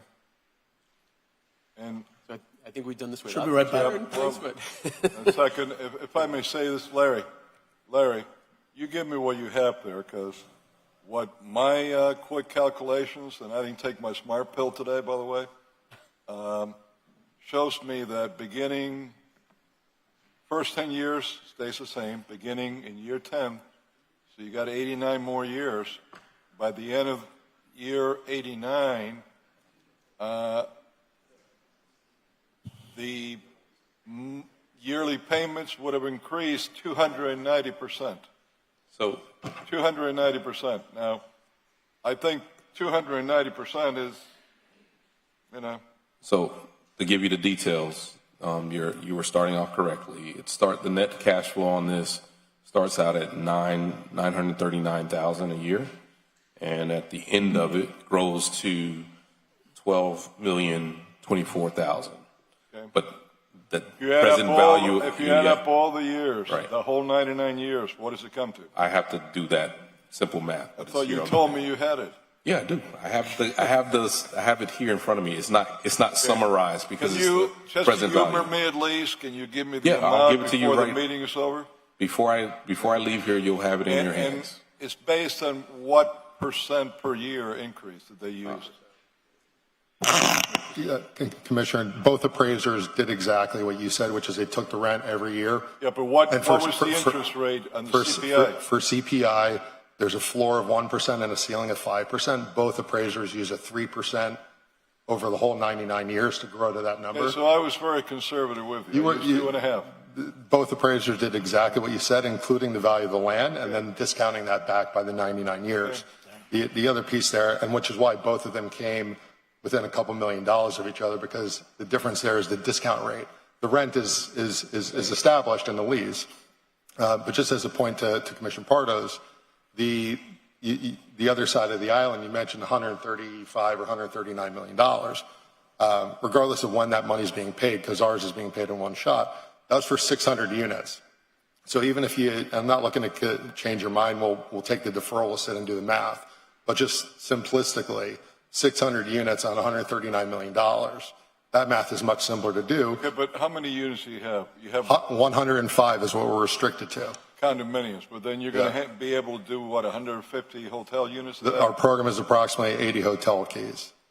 And the hotel I keys thought I carry, understood 105 condos, another 150 units, and then a separate tower for 350 hotel no, I units? think you're mixing the towers. For this tower, for the 3.2 acres, the original program that we intended was 80 hotel keys and 105 units. And the residences, the pure condominium residences, are restricted to 105. That's never changed. We've never changed that. Okay, so this side is 105 condo units. Correct. And 80 or so 80 lodging units. which is hotel. What size will those be? Will they be normal hotel size? Yes, there's hotel keys that range in size. The point there is that the land value attributable to hotel keys is a fraction of the condominiums. And just one more comment about the lease. You're limited to that, and I understand that, and that's something that I will take into consideration because it's much smaller project. Yeah, and just the last point, you made a great comment, which is we can do exactly what we plan on doing under the lease. Yeah. The tax revenue that is substantial, you take that same $20 million and compound it the same way you just did on the lease payments. That's billions and billions of dollars over that same period of time. Under a leasehold, that is significantly less. Well, I would do that, but the reality is that I won't need to do that because you give the city $29 million. Government is like a big sinkhole. The more you dump into it, the more it'll eat up, and we're going to see the $29 million be gone real quick. So it'll be to humor myself to figure out compounding it throughout the same time how much it'll bring, but it ain't going to be around quick. We'll give $7.5 million to FIFA or whoever comes next, another $10 million to the underline, and money here, money there. It'll be gone quicker than you could blink. My apologies, Vice Chair, for the interruption. If I could have the speaker's name for the record, sir? Greg Friedman. Thank you, sir. So just to make sure we're all clear, so between the two appraisals that the city has, one is net present value based on the assumptions we went through at $27 million for the value of what the city owns. The other is at $28.9 million. We would be paying $29 million plus $9 million of additional community benefits on top of what we already previously agreed to. And to the extent we came back and said we changed our minds, we want to go build 500 condos, we would have to come back to the commission, go back to the voters, and start this process all over again, and then pay whatever that appraised value. I understand that. Larry, can you do another exercise just for the heck of it? The $29 million that they're going to give, then run it through 99 years. Let's do 3%. Let's do 4% interest. Do 1 at 3, 1 at 4. Who knows what the interest rate will be in the future? We might go back to the heydays where it's back to 18, 20%. But we'll see.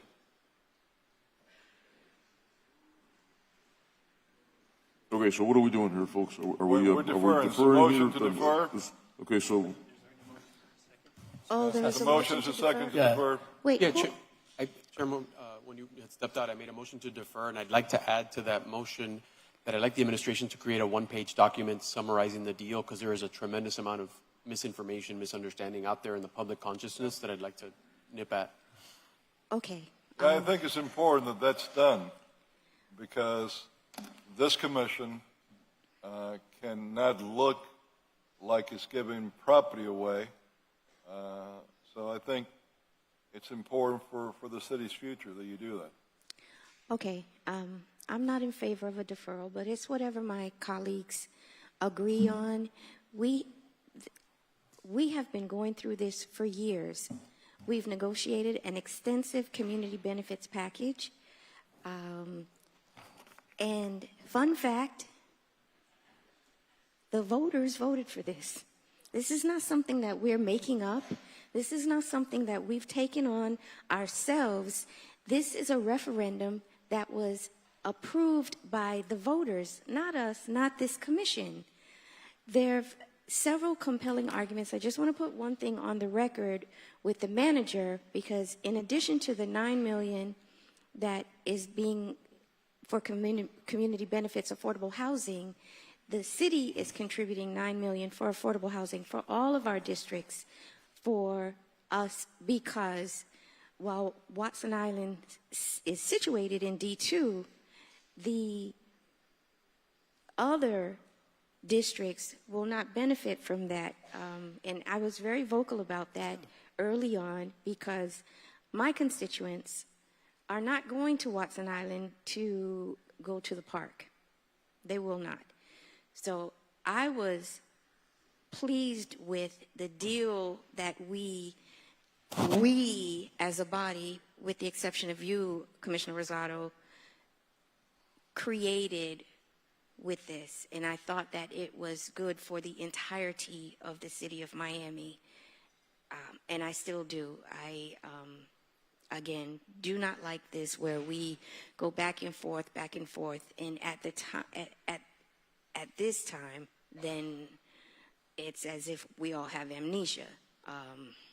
But whatever the will of the body is, but that's my feeling. I'm ready to move on this with the assurance from administration, Mr. Manager, that that match of $9 million for affordable housing from the city is part of the deal. Let me hear you say that.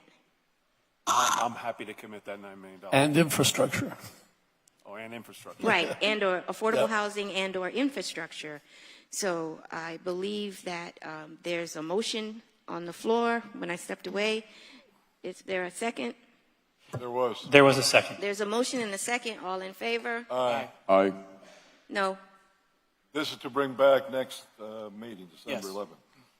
Okay. My apologies, Chair. Is that I don't know. 4-1? Commissioner Yeah. You voted to Pardo is a defer yes? as well? It's, so the next meeting, Yes, right? And December just 11th. basically to bring more public process. Okay, I'm good for public process, I guess. So unanimous? No? Okay. No, because I like us to I understand. for our No, word. all good points, yeah. You know, for our word. Okay, so it's deferred to the next commission meeting. Thank you.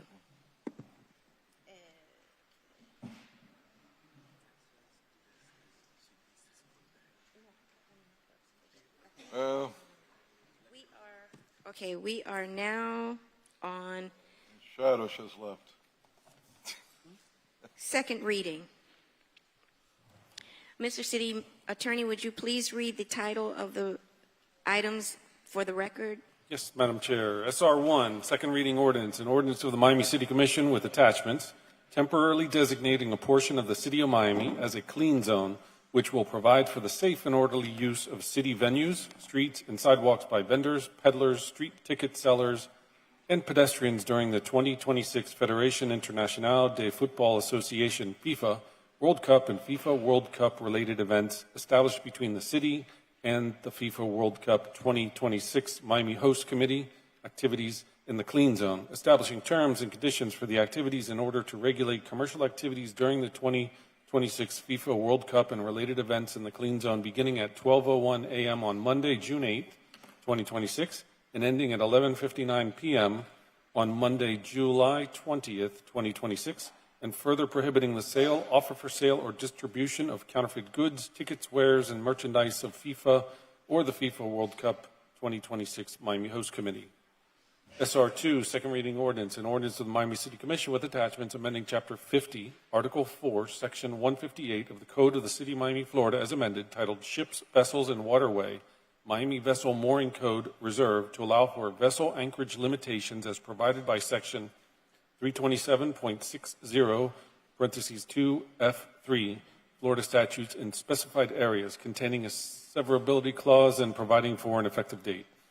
SR3, second reading ordinance, an ordinance of the Miami City Commission amending Chapter 2, Article 2, Section 2-35 of the Code of the City of Miami, Florida, is amended, titled Administration, Mayor, and City Commission, Terms of Elected Officials as Members of any Authority, Board, or Committee, Annual Review, to change the month in which elected officials are appointed to serve as a member of any authority, board, or committee, containing a severability clause and providing for an immediate effective date.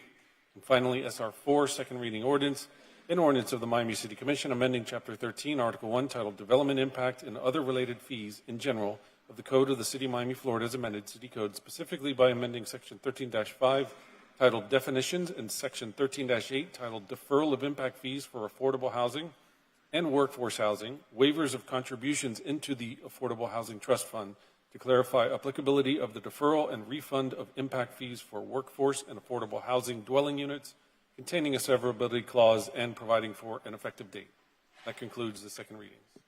Thank you. Gentlemen, are there any second reading items that you would like to pull for discussion? No?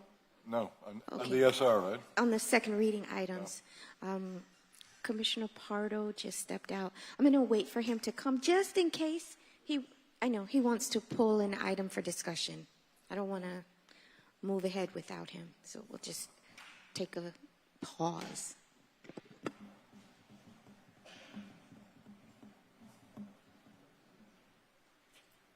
Chairwoman, on the clean zone language, your concerns were all addressed? Yes. I think I spoke of all of the issues I had with the clean zone during the other discussion about FIFA, and I'm satisfied with their efforts, particularly with respect to small businesses, minority businesses, and Little Haiti and the viewing and all of that. Oh, Commissioner Pardo, do you want to pull any second reading item for discussion? No one else does. No. Okay. May I have a motion? I have a motion. Second. All in favor? Aye. Motion carries unanimously.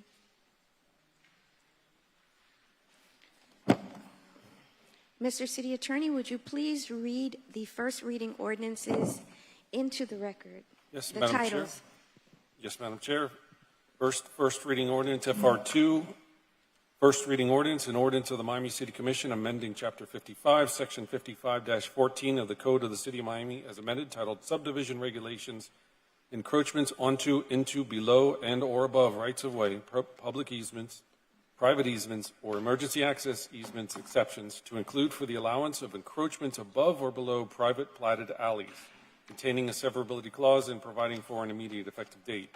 FR3, first reading ordinance, an ordinance of the Miami City Commission amending ordinance number 14382 for the abolishment of the Bayfront Park Management Trust adopted on July 10, 2025, to extend the effective date of such ordinance to June 1, 2026, containing a severability clause and providing for an immediate effective date. FR4, first reading ordinance, an ordinance of the Miami City Commission with attachments amending Chapter 62 of the Code of the City of Miami, Florida's amended City Code titled Planning and Zoning to create a new Article 20 titled Resilience Trust Fund, thereby establishing land development regulations that implement doubling of density allowed for all applicable future land use designations pursuant to the interpretation of the future land use map of the Miami Comprehensive Neighborhood Plan, making findings, containing a severability clause, and providing for an immediate effective date. FR5, first reading ordinance, an ordinance of the Miami City Commission amending ordinance number 14382 for the abolishment of the Bayfront Park Management Trust adopted on July 10, 2025 to extend the effective date of such ordinance to February 1, 2026, further amending Chapter 2, Article 4 of the Code of the City of Miami, Florida as amended, titled Administration Departments by adding a new Division 18 to establish the Department of Downtown Bayfront Parks and Open Spaces Department. Further amending Chapter 38, Article 2 of the Code of the City of Miami, Florida, as amended, titled Parks and Recreation Use Regulations to update applicable use regulations, further authorizing the acceptance, allocation, and appropriation of all funds of the trust upon the effective date of ordinance number 14382 to be placed in a new special revenue account titled Downtown Bayfront Parks and Open Spaces, to be established by the city manager and to be used exclusively for operations, improvements, maintenance, and associated administrative costs of the parks and open spaces operated, maintained, managed, or controlled by the department, ratifying, approving, and confirming certain necessary actions by the city manager in order to update the operating budget, capital plan, relevant financial controls, and computer systems in connection therewith for project closeouts and for grants and other funding sources in progress in connection herewith, directing the city manager to create an enterprise fund in a future fiscal year as soon as practicable, authorizing the city manager to execute any and all necessary documents, all in forms acceptable to the city attorney, for the purposes stated herein, including the assumption of any contracts related to the management, maintenance, and operation of Bayfront Park and Maurice A. Ferre Park, and to take all necessary and appropriate actions to absorb, transition, or otherwise wind down operations of the Bayfront Park Management Trust as may be deemed necessary, containing a severability clause and providing for an immediate effective date. FR 6, first reading Madam ordinance. Chair, FR 6, I have it as deferred till December 11th. Which one? For FR 6. Yeah. Was FR 6 deferred? No, it wasn't. I don't have it on my list as deferred. Yeah, I No, don't could- know. Yeah, I have it as being heard tonight. Could we hear the item? Would you like to pull it I for wanted to discussion? defer it because there are a lot of kind of technical issues with this that we were kind of helping with. It will change the item significantly enough that it might be reset, which is why we wanted to go ahead and defer it. Okay, I don't have an issue with that. Should we not hear it and Well, make- not if it's going to be deferred. Not if it's going to be changed. Yeah. And, you know, Motion second. Yeah, I'll make the motion to go ahead and defer it I'll till second. December 11th. I have a motion and a second. All in favor? Aye. Aye. Aye. All right, and then finally, FR 7, first reading ordinance, an ordinance of the Miami City Commission amending ordinance number 14382 for the abolishment of the Bayfront Park Management Trust, adopted on July 10, 2025, to extend the effective date of such ordinance to, date to be determined, containing a severability clause and providing for an immediate effective date. That concludes the first reading ordinances. And Madam Chair, Yes. I'd like to make an amendment to FR3 in the ordinance. This doesn't make sense to have an effective day of abolishment on June 1st. You have the 4th of July this coming. That would be disruptive if you do it then. And you would have been doing it just before FIFA gets started in June, and it goes all the way to mid-July, 13th or something like that.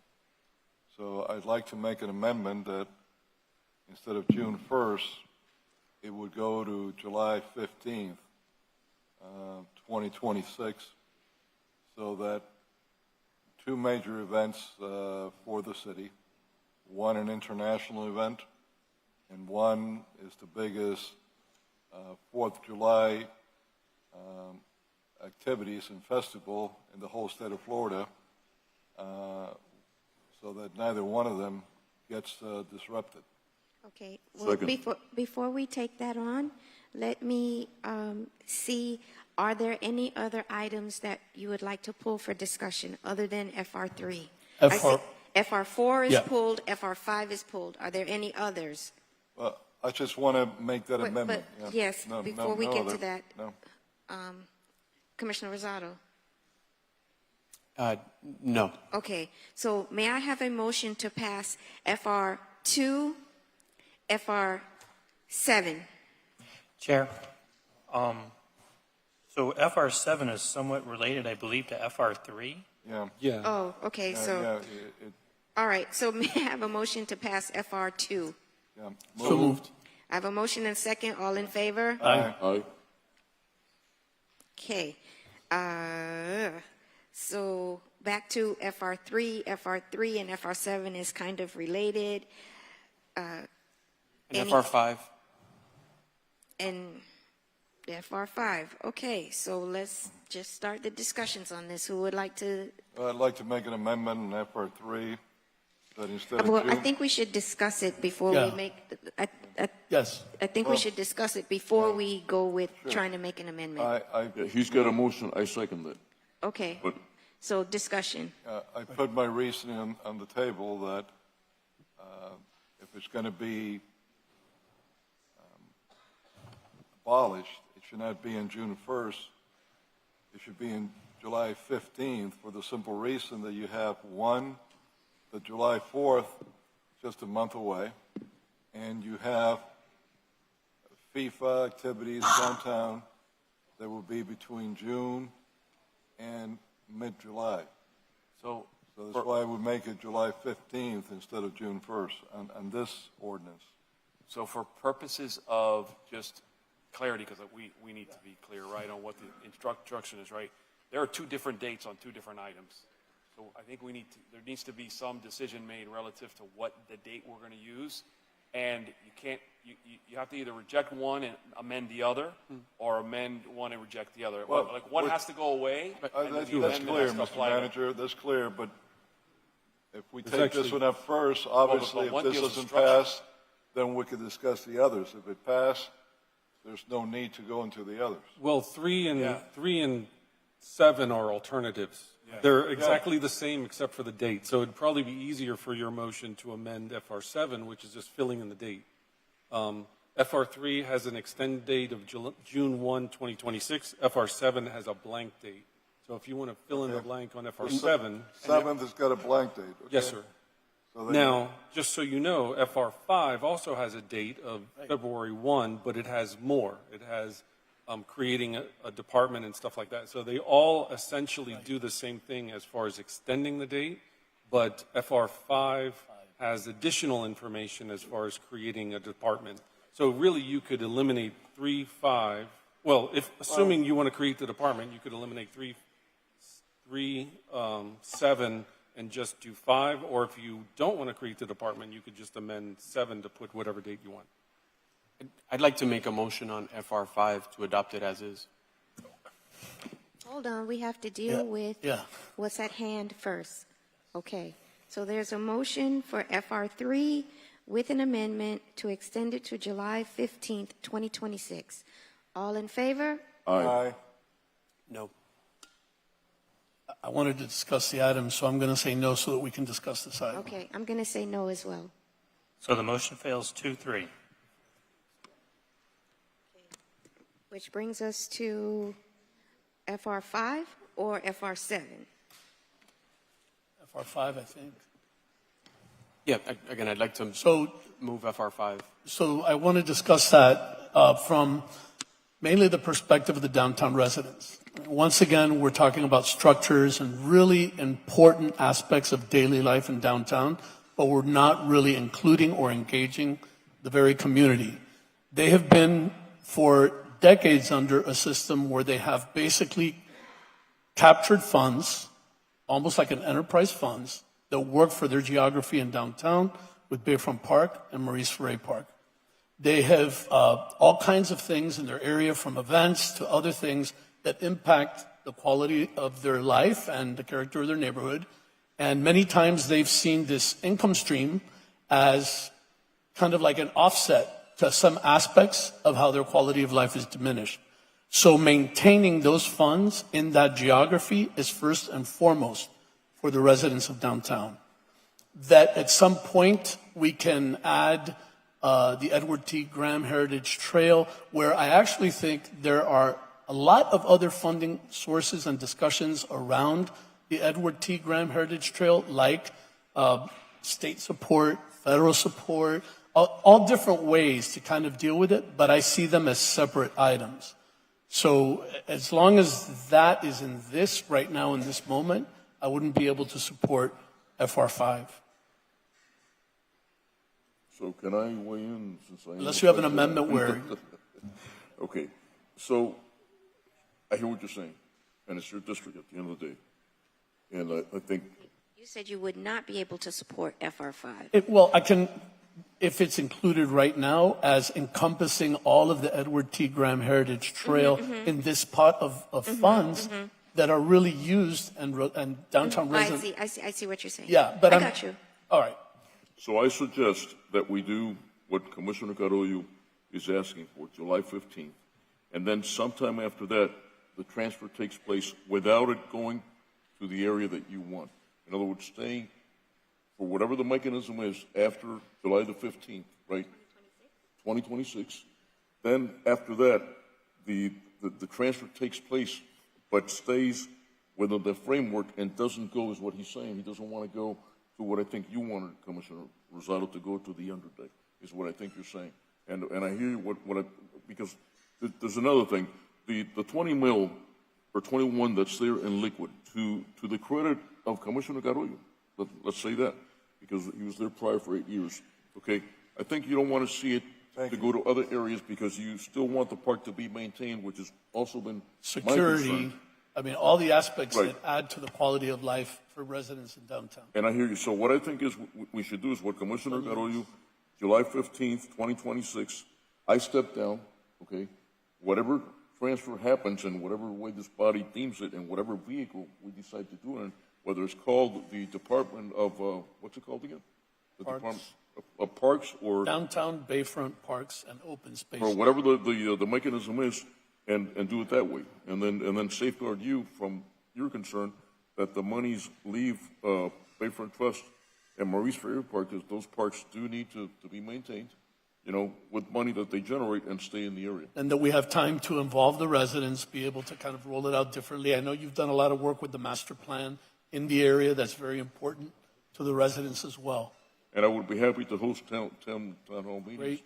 with everybody's here. So here's my take on it.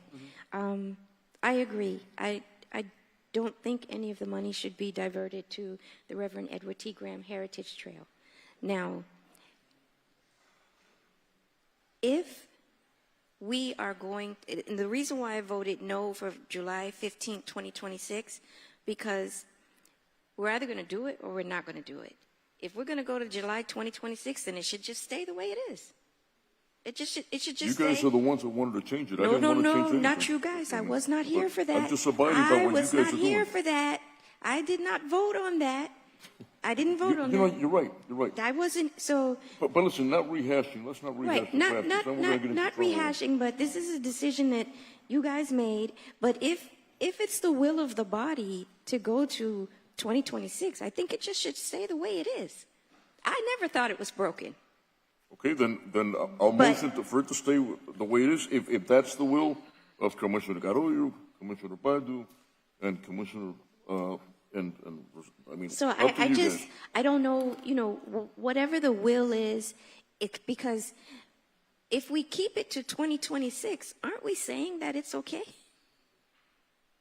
Aren't we saying that it's fine? No? Madam Chair. Look, here, I volunteer this, okay? Whatever happens, okay? On July 15, 2026, I'm stepping down. I will give you my resignation letter post. Well, Dated. I'm saying, Because- for no, me, because- that's not necessary. No, I know because- that, but I want to do, you know why? Because at the end of the day, I have to tend to my area, to be honest with you. And this takes a lot of work, and I'll give Commissioner Carollo credit where it's due, with the park. The park does generate revenues.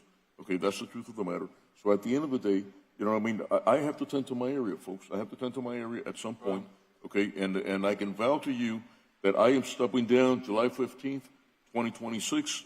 We'll have another vote on somebody else being the chairman of the Bayfront Trust, and that's what I think we should do. Now, you guys tell me which part we're headed.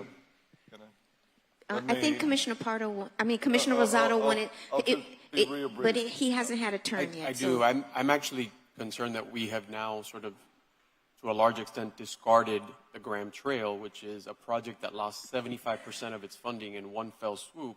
Here is a vehicle to get that project built, which is significant, which was promised to the community for a very long time, which is an important part of a larger segment, and we've just sort of like kicked it to the curb. No, is not, what it no, feels it like. has, no, There's- it has, let me, hold there on, is hold no on, hold other on. likely No, vehicle for hold funding on, for hold it. on, hold on. My position, and I have the most to gain if we get, I have the most to gain, right? Let's be clear about that. But it's not fair to the residents of downtown to take from them and give to something else. I'm taking from developers that are coming before me for the Southeast Overtown Park West CRA because they want something. They want to see their project flourish. So they're going to give me something in Well, as Omni. as well as the Omni, and we are exploring other avenues. So I don't want anyone to think that I would only support this because I'm getting funding for Reverend Edward T. Graham, and I'm not going to take from the residents of downtown selfishly, right? Selfishly. I'm not going to do that. And my position here is that if we believe that we should keep it until 2026, I believe what we're saying is that it's okay to be operated by whoever is the chair as an independent body, the Bayfront Trust, that's governed by folks that are appointed by each of us, et cetera, et cetera, et cetera. So if we're going to go with 2026, it would be my recommendation that you just leave it as is. And if it's not that, because again, I wasn't here for that vote. I don't know what the logic behind that vote was. But if we're saying that we can drag it to 2026, then what is the need to make it a department within the city? I'm just asking. I'm not saying that I'm right. I'm not saying that I'm wrong. I'm just saying that if we feel that we should wait because of all of these events, because guess what, folks? July 2026, there's going to be another event. And then July 2026, you are planning the New Year's Eve celebration, because that's not something that you plan in 2 weeks. You have to, so you either have to rip the Band-Aid off and do it, or you have to say the way it's working is working. And So Vice I Chair, say, let's deal with that wait a for minute, 7. hold on. But the Vice Chair wanted to speak after Commissioner Rosado. Look, that's a topic that this commission could deal with it now or could deal with it in the future. But first of all, let me thank Commissioner Gavela for making some of the statements that he made on the work that we did in bringing funding there. But he also made a statement that after being there a while, he's realized what we went through. A commissioner, with all the responsibilities that you have in your own district, you really don't have the time to look over an operation of that type like you should, because you're so busy in your own district. You got to be in there. You're dependent on people there. The board, it's fine. You got a board, but the board is not actively involved like the chairman is. They're part-time. They come in once a month. You call that part-time. And then the park doesn't have sufficient staff for a lot of stuff, and frankly, doesn't have the type of professional staff that you need. And then things happen, who gets blamed? The chairman, whoever that might be. So that's the fundamental problem that I see that the park has had throughout the decades, no matter who's been chairman. A city commissioner truly doesn't have the time to handle that responsibility. I think what Commissioner Gabela is seeing, that it's eating up so much of his time, like it did with me. Time that is being taken away from the residents in your own district. And that's why I had thought, and I had thought about this long before Commissioner Gabela came in. And part of it was frustration in seeing the way that, the thing operated, and that I didn't have the time to be there day by day and hold people by the hand. And the other is that the city has more resources to give to it. But I will go along with whatever is the will of this commission in doing that, because you could always revisit it in the future, and whatever the will is. But frankly, out of all the money the parks have, and they got enough money to make these places look beautiful, you need to spend monies there, because these are the two main parks in the city of Miami. They're your central parks. It's not only about downtown residents, because the park belongs to all the city of Miami. It's about the tens of thousands, if not hundreds of thousands of tourists, visitors that come there every year.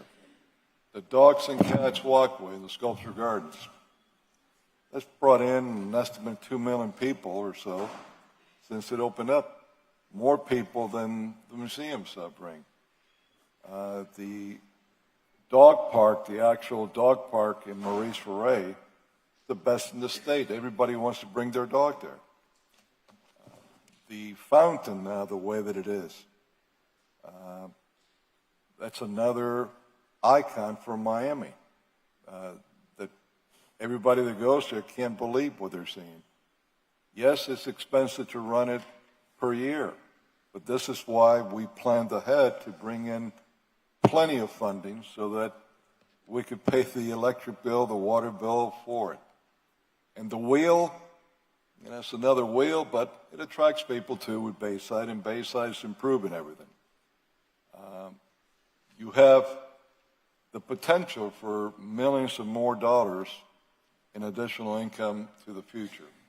That would not cause any uproar to the area, would not bring extra noise or concern to residents. But that's for another time.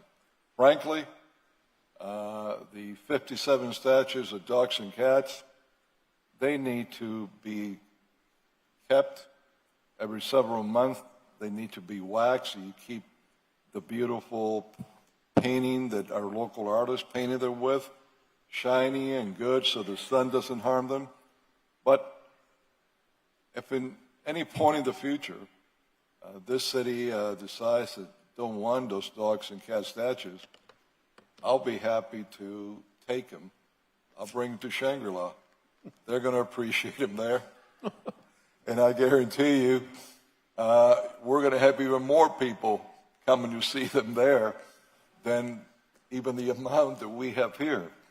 And I'll even help pay to get some of them out if you don't want them in the future. I think it'll be a mistake, but I'm offering. Commissioner Pardo? Madam Chair, given the discussion, should we just indefinitely defer this item? Is that sufficient, Commissioner Aguilera? So just a warning there. Huh? The ordinance in effect now abolishes the Bayfront Park Management Trust effective January 2nd. So if you indefinitely defer these and don't take action, it goes away on January 2nd. Good. Okay, no, I just wanted to clarify. Okay. Commissioner Rosado? I guess I would just bring back the comment about the Graham Trail. I'm concerned that we have no real plan to get that done. No, I have a plan. We do. I have a plan. I'm working on it all the time. Well, I'm sure if they're building a presidential library, they will provide the funding and reconsider it if we would just extend the trail a little bit more to the new presidential library. So,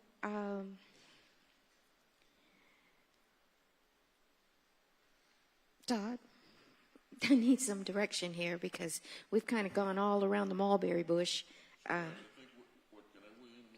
so real quick. Yes. Look, I say we do FR7, okay, if I'm not mistaken.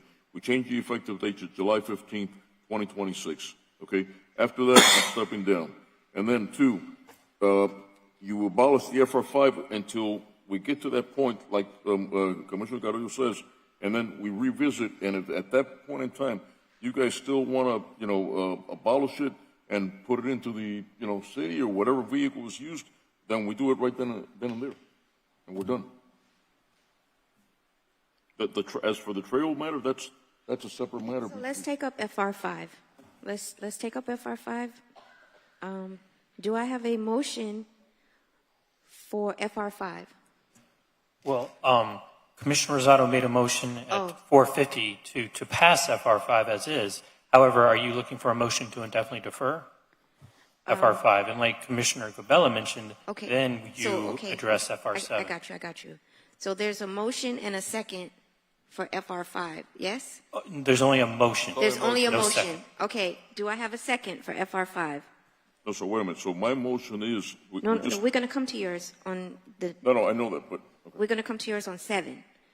No, Is- not mine. Sí, Carolina's motion. There's a motion for FR5. Do I have a second? Seeing none, FR5 dies. Well, no. So What happens? just the motion fails for lack of a second. So it's still in place. So if you wanted to make a motion to indefinitely defer FR5, I you could got do you. so. Motion to indefinitely, Second. I have a motion and a second. All in favor? Aye. Aye. Can Now- we then take up FR7. FR7. FR7 that we're extending it to July 15, 2026? He's made the motion on the second. Okay.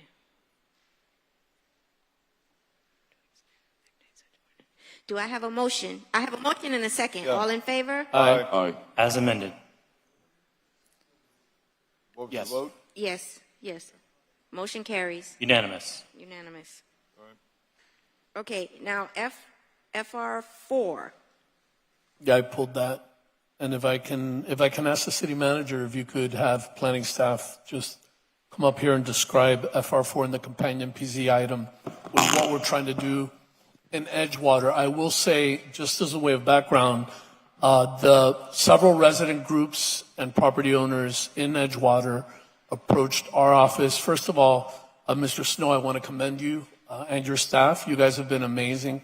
You have met with property owners and with resident groups several times over 8 months. And this all comes from that process. And I just wanted you to explain a little bit about the technical aspects and the real aspects and what this will do for the residents in Edgewater. Absolutely. And good evening, Madam Chair and Commissioners. David Snow, Planning Director.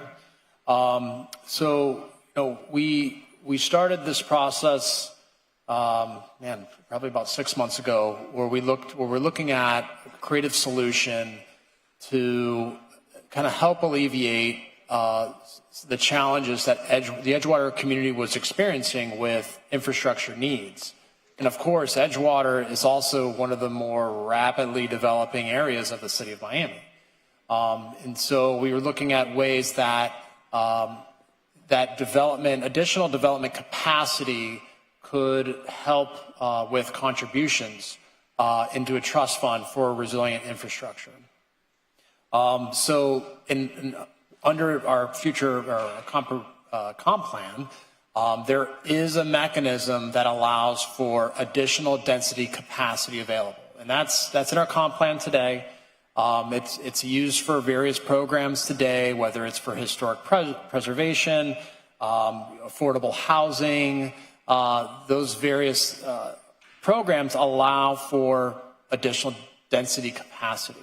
And so we looked at that as an opportunity to establish a new program for resilient infrastructure. And so that's, in a sense, how this came about. There are a couple of things I want to address. One is that we are doubling density in the city of Miami only because we've received so many emails making that statement. I want people to understand that that density is already there. That density is there, and we're putting forward a tool, a mechanism by which someone who chooses to develop can access that density, but in exchange, they have to give $35,000 per door into this resiliency fund, which will be captured only for Edgewater. Correct. Correct. So just to kind of get in a little bit in the weeds. So the density today in Edgewater is 150 dwelling units an acre, but the comp plan allows you to go up to 300 dwelling units an acre through various programs, whether it's transfer development rights, those type of things. And in this program, with the payment contribution of $35,000 a unit, you'd be able to get the additional density. And it also should be noted that we are experiencing other pressures from other programs, whether it's from the state in the Live Local Act or it's with RTZ. Additional densities are being granted through those programs. And so essentially we're losing out under our code by not allowing those other developments to have additional density capacity. Okay, Director Snow, so this FR4, does it only relates to District 2? Right now, it's designed specifically for Edgewater and Watson Island and the Venetian Islands. Okay, because I'm not in favor of this to stretch into District 5 and no historic areas, none. I don't want there to be a loophole. I don't want there to be a comeback. And one of our very thoughtful public commenters said, we should take up arms. We should sue the state about Live Local. We don't have a say what happens in our community because of Live Local. You can come and plop a 55-story building anywhere you want if you use the Live Local legislation. That's not fair to us. We need to push back like other municipalities, in addition to the RTZ, because irrespective of whether you live in a historic area or not, if you cite Live Local, they have it by right. Am I correct? That is correct. 1,000 dwelling units an acre. It's by right, and we don't get anything. And I don't want to carve out, little things, because then developers can just come in anybody's neighborhood and 55 stories plop up. I have this issue in Overtown right now, and I'm trying to figure out how to work through this because I read in the newspaper that we're getting a 55-story tower plopped in the middle of an area that is not suitable for such a development. So I'm asking staff to do something about this because this is all of our problem. But for Commissioner Pardo, if this makes sense for his district, that's fine, but I don't want it in District 5, and I want language in this legislation that exempts, if not all of the districts, save for, I know what you said, but put it in the legislation in big, bold letters that it is not for District 5, for historic districts, for historic neighborhoods designated historic. And you'll have my support for that. And I don't know if there's a way to make that map more prominent so that people can see the geography of exactly where this applies. I wanted you to also just briefly discuss or mention the Live Local density for that same area. Yes, so we can bring up the map shortly. All right, so two things. One, I just want to talk quickly about the boundaries and how those are done, because those are done very methodically. Stormwater. Exactly. So those boundaries were decided based on, so one, the first neighborhood we looked at was Edgewater, but we looked at our coastal high hazard zone map, and we looked at our stormwater master plan and made sure that those aligned, okay? And we established which we call now the Resiliency Trust Fund areas. That is an exhibit of FR4 that's before you right now. And we'll bring up the map shortly. So I just want the commissioners to be aware of that. The part on the Live Local. So the state law grants development. Any Live Local project anywhere in the city, if you meet the criteria, you're getting 1,000 dwelling units an acre. Today, the Edgewater, this project would enable these developments to do up to 300 dwelling units an acre. So we're not quite doing 1,000, but we're giving a little bit more to make these projects feasible under our current city ordinance. Well, my question here is, why, as a developer, would I go with this versus Live Local? Because the state supersedes municipal governments. So if I was a developer, I don't need this. I'll just go Live Local. And you can't stop. Right. Because there are some developers that really care about the character of the neighborhood, and if they can make the money that is reasonable for them and still fit a model that works for the neighbors and the community, they're better off for it. They're not going to have the kind of resistance and the kind of challenges. And I would also say that there's a better level of comfort to do a development under a municipal ordinance versus a state ordinance, from financing and all of those things. It's much more comfortable to do it under the city ordinance. But mainly this is geared toward coastal areas, right? Where you have the most problems. Correct. Now, would the river be part of that? Yeah, that's why I'm asking the question. So right now it's not, but the goal is that we can look at other areas of need that can be supported by this program and have additional. I think a really important point to this is affordable home ownership. Areas like Edgewater have very high-end, pricey condos that you can buy or rentals. But it's very difficult for someone in that workforce salary space to be able to afford any kind of ownership of anything in Edgewater. So we heard from a lot of residents and a lot of the property owners, they really want something like this because they could actually achieve being able to live where they grew up or being able to maintain the character of the neighborhood.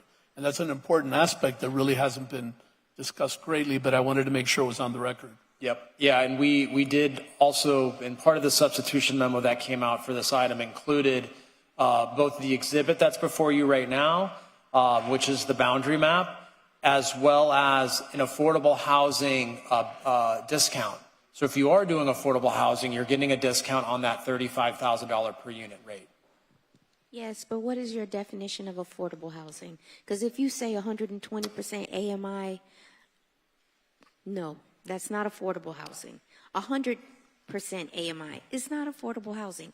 Now, if you tell me that it's 60 or 80% AMI, I'm going to be like, okay, well, what's considered affordable housing? Right. So I'm not going to tell you it's 120, but it is within that range of the 60 to, I think it's 100% AMI. So we have a range, and it's more in the workforce specific range. So 100% AMI is not, it's not affordable, is what I'm saying. My colleague, Commissioner Reyes, was so arduous. But that was his cap. That 100. No, but listen, we all deal with developers here. Let's be clear. We all deal with developers. So I understand this inside and out. They'll say 60, 80, 100. You might have 2 units of 60, 2 units of 80, 300 units of 100. That's not affordable. And they don't have to give you the 60, 80 in any kind of mathematical calculation. If they satisfy you with 260, 280, that qualifies as affordable housing. And it's not. When you have 100% AMI, that's, what's your income level? For the program? No, what's the 100% AMI income level? So that's probably around 90,000. Okay.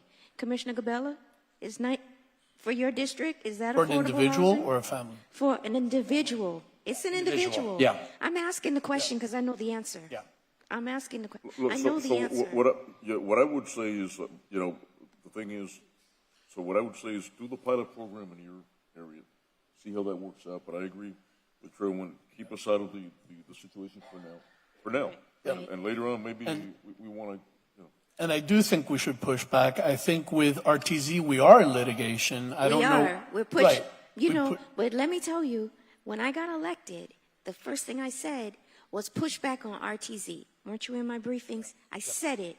And then we waited until they had the noose around our neck before we took any action. I saw that coming. But we're so slow at taking action. We are, someone said earlier today, one of our public commenters, we are the strongest, most popular city, almost, we're neck and neck with New York and Los Angeles. But we act like, we're a small little town of 500 people, and we're not. And we need to stand up for our residences. That be in Tallahassee, that's in D.C., wherever it is, we need to stand up. And this Live Local is atrocious for us. RTZ is atrocious for us. And the city of Miami, the electorate body should be able to decide what is best for our community, not someone else.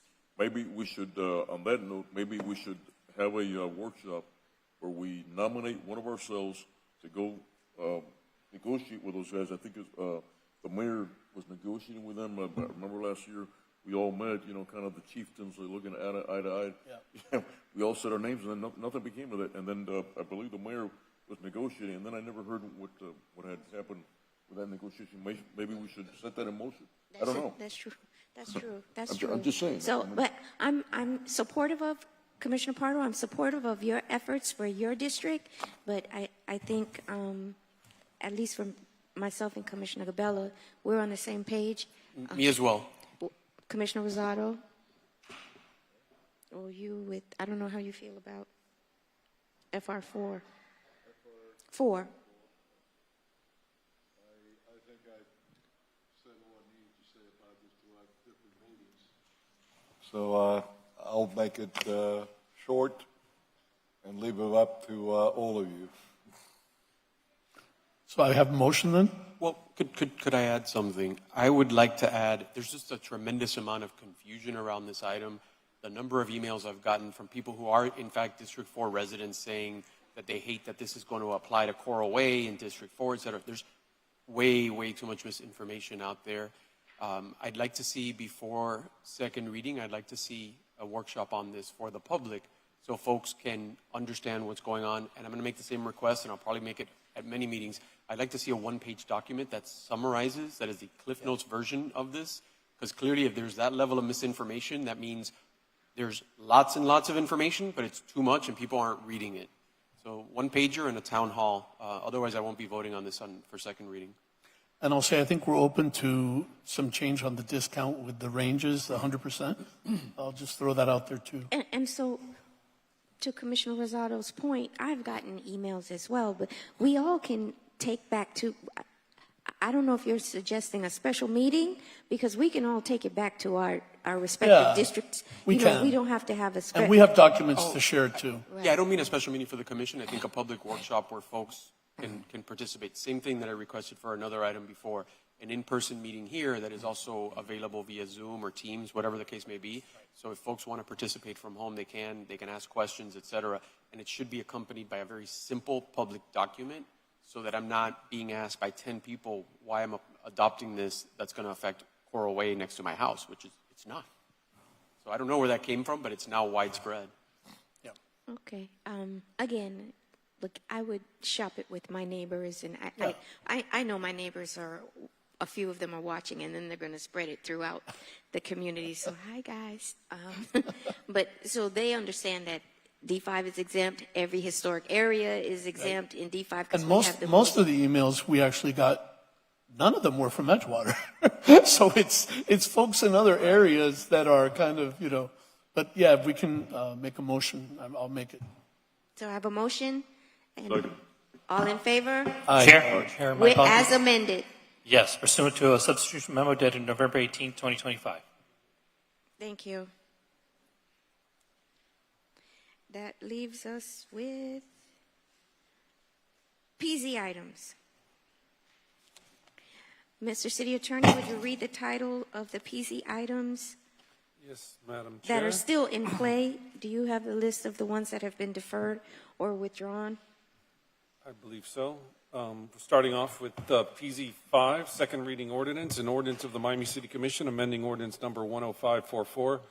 As amended, the Miami Comprehensive Neighborhood Plan of the City of Miami, Florida, pursuant to the expedited state review process, subject to section 163.3184 Florida statutes, by amending the interpretations of the future land use map and the correspondence chart to create a new future land use designation called Transit-Oriented Node, amending Appendix LU1, amending Policy LU 5.1.3 and Policy LU 5.2.1, and amending the future land use designation of the properties generally bounded by Northwest 7th Avenue to the west, Northwest 76th Street to the north, Northeast 2nd Avenue to the east, and Northwest 70th Street to the south in Miami, Florida, approximately 143.75 acres, as more particularly described in the attached and incorporated in Exhibit A from from general commercial, light industrial, medium-density multifamily residential, medium-density restricted commercial, and major institutional public facilities, transportation, and utilities to transit-oriented node -1 and transit-oriented node -2, providing for transmission, making findings, containing a severability clause, and providing for an effective date. PZ 6, second reading, an ordinance of the Miami City Commission pursuant to Articles 3 and 7 of Ordinance Number 13114 is amended the zoning ordinance of the City of Miami, Florida, Miami 21, by amending the existing Jungle Island Special Area Plan, inclusive of the regulating plan and concept book, to allow the rezoning of the T612O to T636A0 for approximately 5.3 acres, a portion of the development total of approximately 18.61 acres, 810,795 square feet, as part of the amendment with a name change to the Eco-Resiliency Special Area Plan, SAP, located at approximately 1111 MacArthur Causeway, Miami, Florida, as more particularly described in Exhibit A. The SAP consists of a phased project which includes 2 residential towers with a maximum height of 48 stories, 600 residential dwelling units, and approximately 2,874,128 square feet of total development floor area. The SAP shall contain a 13.235-acre public waterfront park.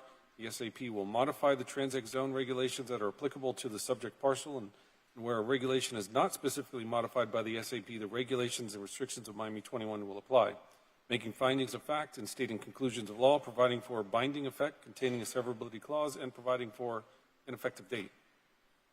PZ 7, second reading ordinance, an ordinance of the Miami City Commission with attachments rescinding and terminating the previously approved development agreement under ordinance number 13974 associated with Jungle Island Special Area Plan adopted by ordinance number 13973, and further approving a new development agreement associated with an amendment to the existing Jungle Island Special Area Plan, inclusive of the regulating plan and concept book, as part of the amendment with a name change to the Eco-Resiliency Special Area Plan, SAP, pursuant to Chapter 163 Florida statutes, and authorizing the city manager to negotiate and execute said development agreement in a form acceptable to the city attorney, a draft of which is attached and incorporated as Exhibit B, between Eco-Resiliency Miami, LLC, a Delaware limited liability company and/or assigns applicant, and the City of Miami, Florida, City, governing the properties generally located at 1111 MacArthur Causeway, Miami, Florida, as more particularly described in the attached and incorporated Exhibit A.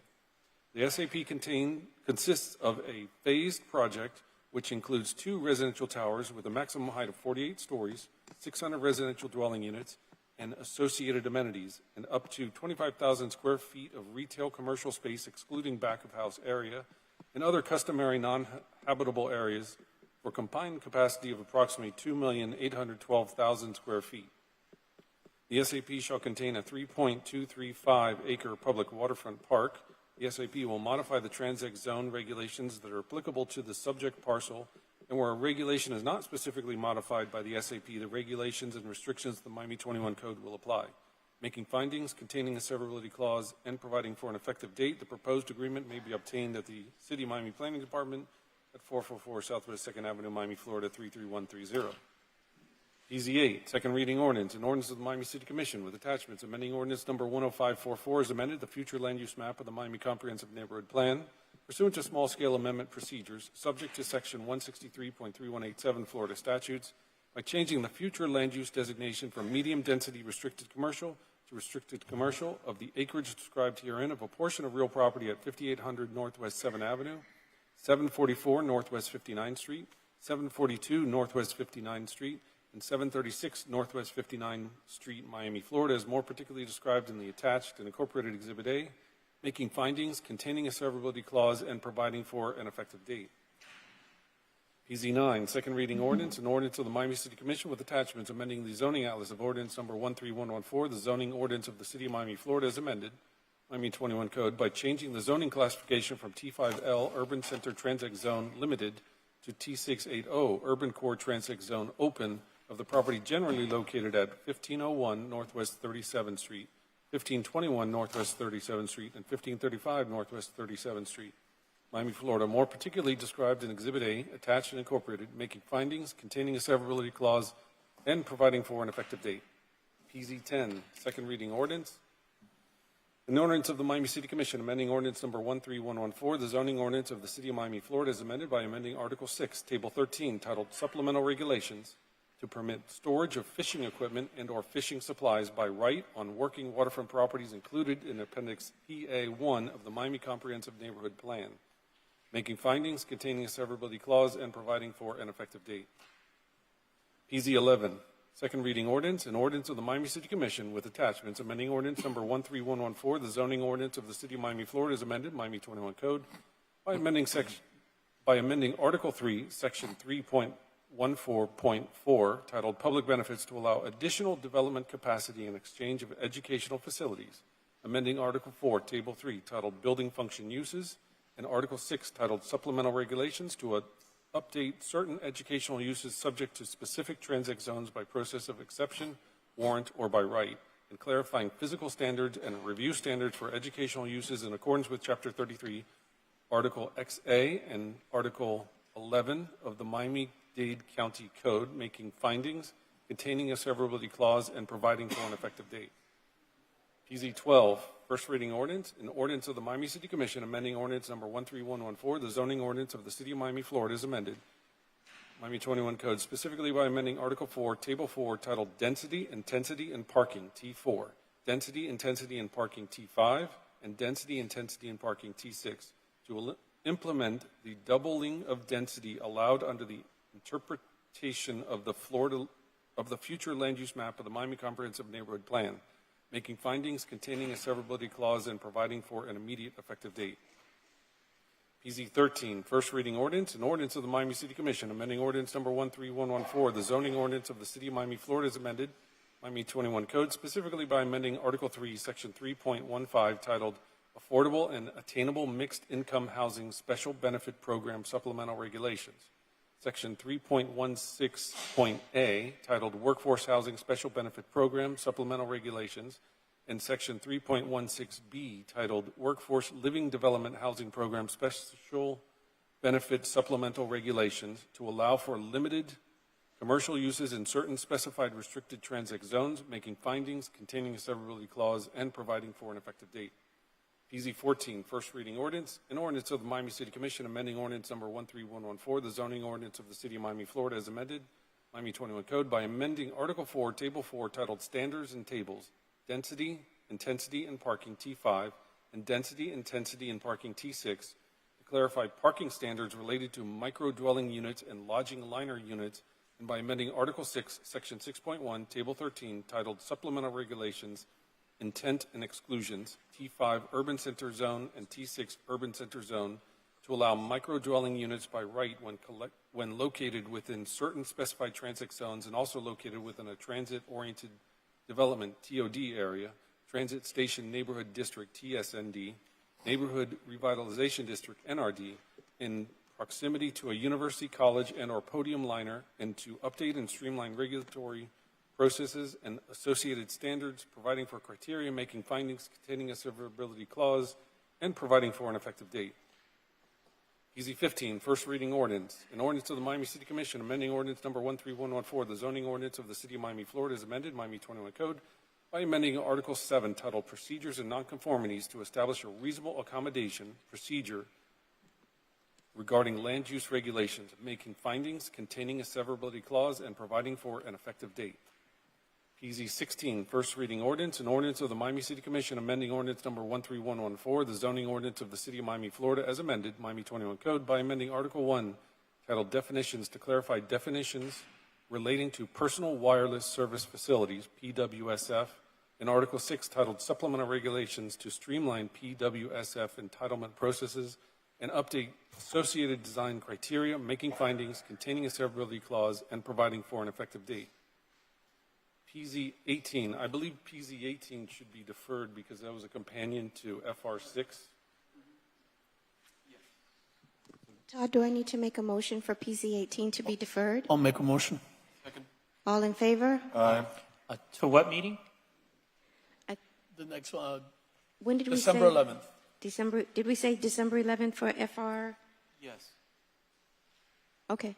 Should be enough time. All in favor? Aye. Aye. And last but not least, PZ 19, first reading ordinance, an ordinance of the Miami City Commission with attachments approving a development agreement pursuant to Chapter 163 Florida statutes and authorizing the city manager to negotiate and execute said development agreement in a form acceptable to the city attorney, a draft of which is attached and incorporated as Exhibit B between Coconut Grove Condo LLC, a Delaware limited liability company applicant, and the city of Miami, Florida, governing the properties generally located at 3101 and 3131 Grand Avenue, and 3100, 3104, 3114, 3124, 3150, and 3158 Florida Avenue, Miami, Florida, as more particularly described in the attached and incorporated Exhibit A. The development consists of a mixed-use condominium project comprised of retail, office, and residential condominium uses with a maximum height of 5 stories, 19 residential dwelling units, up to 70,000 square feet of office space, up to 40,000 square feet of ground floor retail commercial space, and associated amenities. Pursuant to the development agreement, the applicant shall also provide improvements to Kirk Monroe Park, located at 3101 Florida Avenue, and improvements to Fuller Street. Where a regulation is not specifically modified by the development agreement, the regulations and restrictions of the city code will apply, making findings, containing a severability clause, and providing for an effective date. The proposed agreement may be obtained at the City of Miami Planning Department at 444 Southwest 2nd Avenue, Miami, Florida 33130. That concludes the PZ items. PZ 19, is that deferred? No. Okay. Gentlemen, are there any of the PZ items that you would like to pull for discussion? PZ 6 and 7. PZ 6 and 7. Anything else? Anyone else? Wasn't that PZ9 pulled? No. You want to pull it? No, I don't want to pull it, but I thought that we had pulled it for December the 11th. Wasn't that deferred or something? No? PZ9? No. No. Well, it's not. PZ19. PZ19. I don't have any notes on PZ19 being deferred. Okay. No? So we had talked about possible deferral, but Right, I have that note for, Right. but it's not. it's not. Okay. Okay. All right. Okay, any other items that you guys would like to pull? So far, we have PZ6 and PZ7. Any others?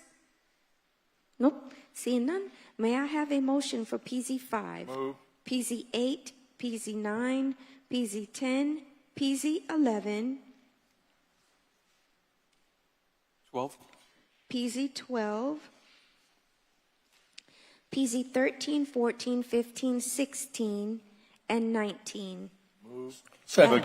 I have a motion and a second. All Chair? in- Yes?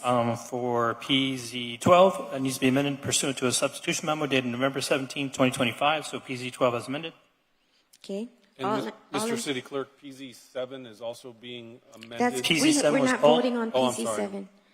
So I have a motion and a second. All in favor? Aye. Items passes.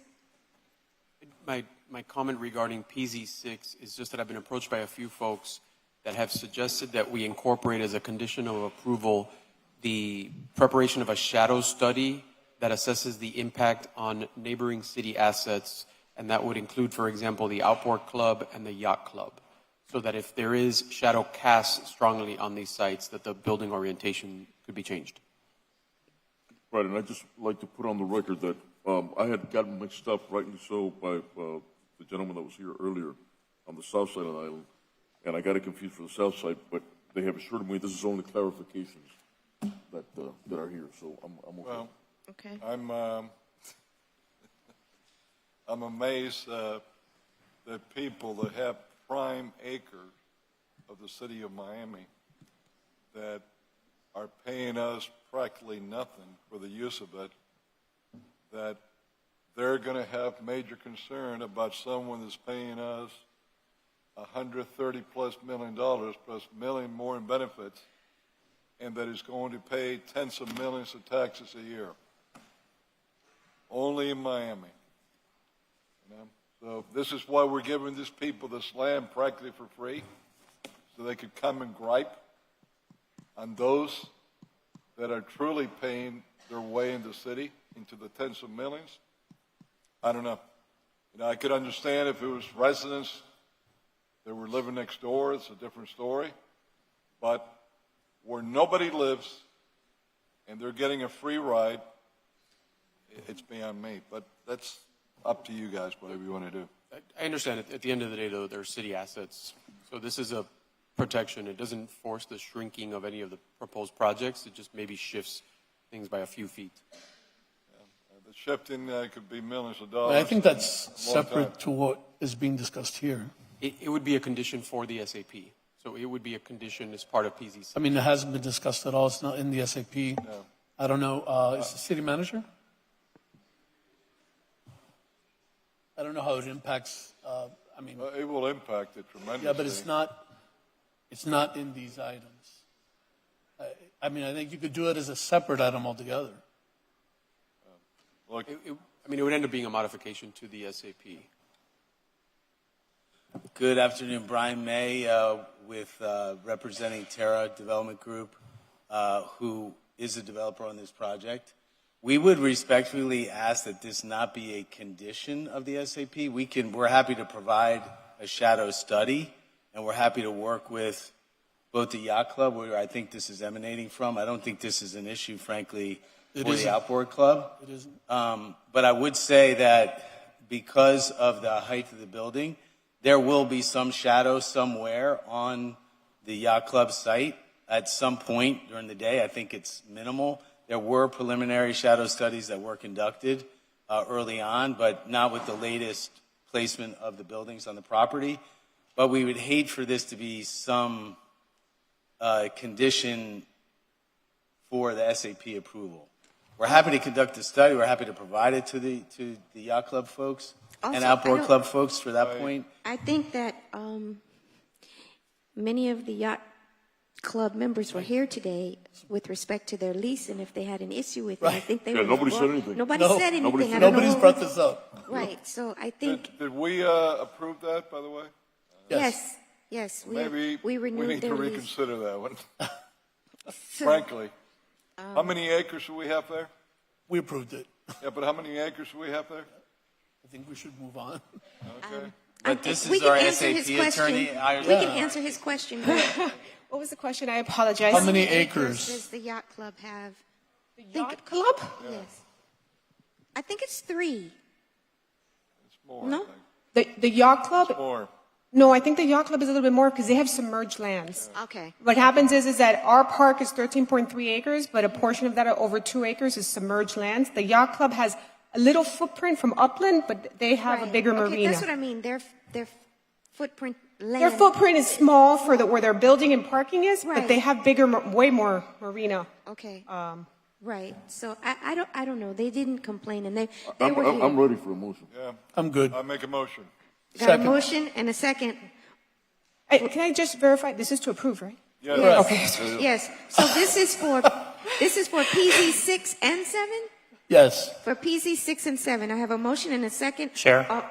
And Todd has to make a statement for PZ 7. So for PZ7, it needs to be amended pursuant to a substitution memo dated November 19, 2025. So PZ7 as amended. As amended. All in favor? Aye. Motion passes. And PZ6 as is. Thank you so much, everyone. Okay. Thank you. And I believe, gentlemen, that takes care of all of our PZ items. Am I correct? Yes, ma'am. Okay. There are future legislation items that you guys can read on your own.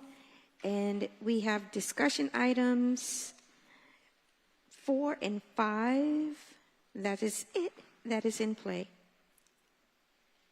Discussion item 4 and discussion item 5. Can we read the future legislation items so we can vote on them? Oh, we don't have to vote on the future legislation items. It's just Okay. Which a says no- ordinance. it's just a notice. It's a notice. It'll come back on the agenda Okay. after it's been noticed. Okay. Okay. So What else do we have? we have discussion item 4 and discussion item 5. 4 and 5? Forget about which one?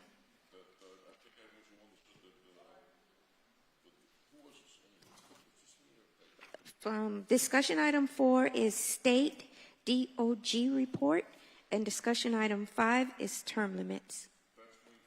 Forget about it. Okay. No, I have those as withdrawn, 2 and 3 already. Oh, Commissioner. Yes. Okay, so no, we don't have to. We don't have to take a motion to defer the DIs because the discussion items are no longer deferred. If we don't hear them, they're off. And then if the person wants to put it back, the commissioner wants to put it back, they put it back. But remember, guys, we have two discussion items per commissioner. So Commissioner Gabella doesn't want to hear D4 or D5. So Could I just make a simple request just to withdraw DI2 through DI5? Todd, there's no need to withdraw them because if they're not heard, they're automatically withdrawn pursuant to the memo. Okay, Todd, can I have a motion to withdraw DI1? So moved. So moved, or a second. All in favor? Aye. Okay, but we want to make that an operation of law. It's in the memo. If you have a discussion item and it's not discussed, it does not roll over to the next commission meeting. So whatever legislation we have to do to do that. Right. I'm let's just get- thinking it from a Mason standpoint. Okay, got So- you. That's why we did it. Got you. You guys, thank you. Thank you all. Thank you for making my swearing in so special. This shall And conclude congratulations. the November 20th, 2025 commission meeting. Thank you.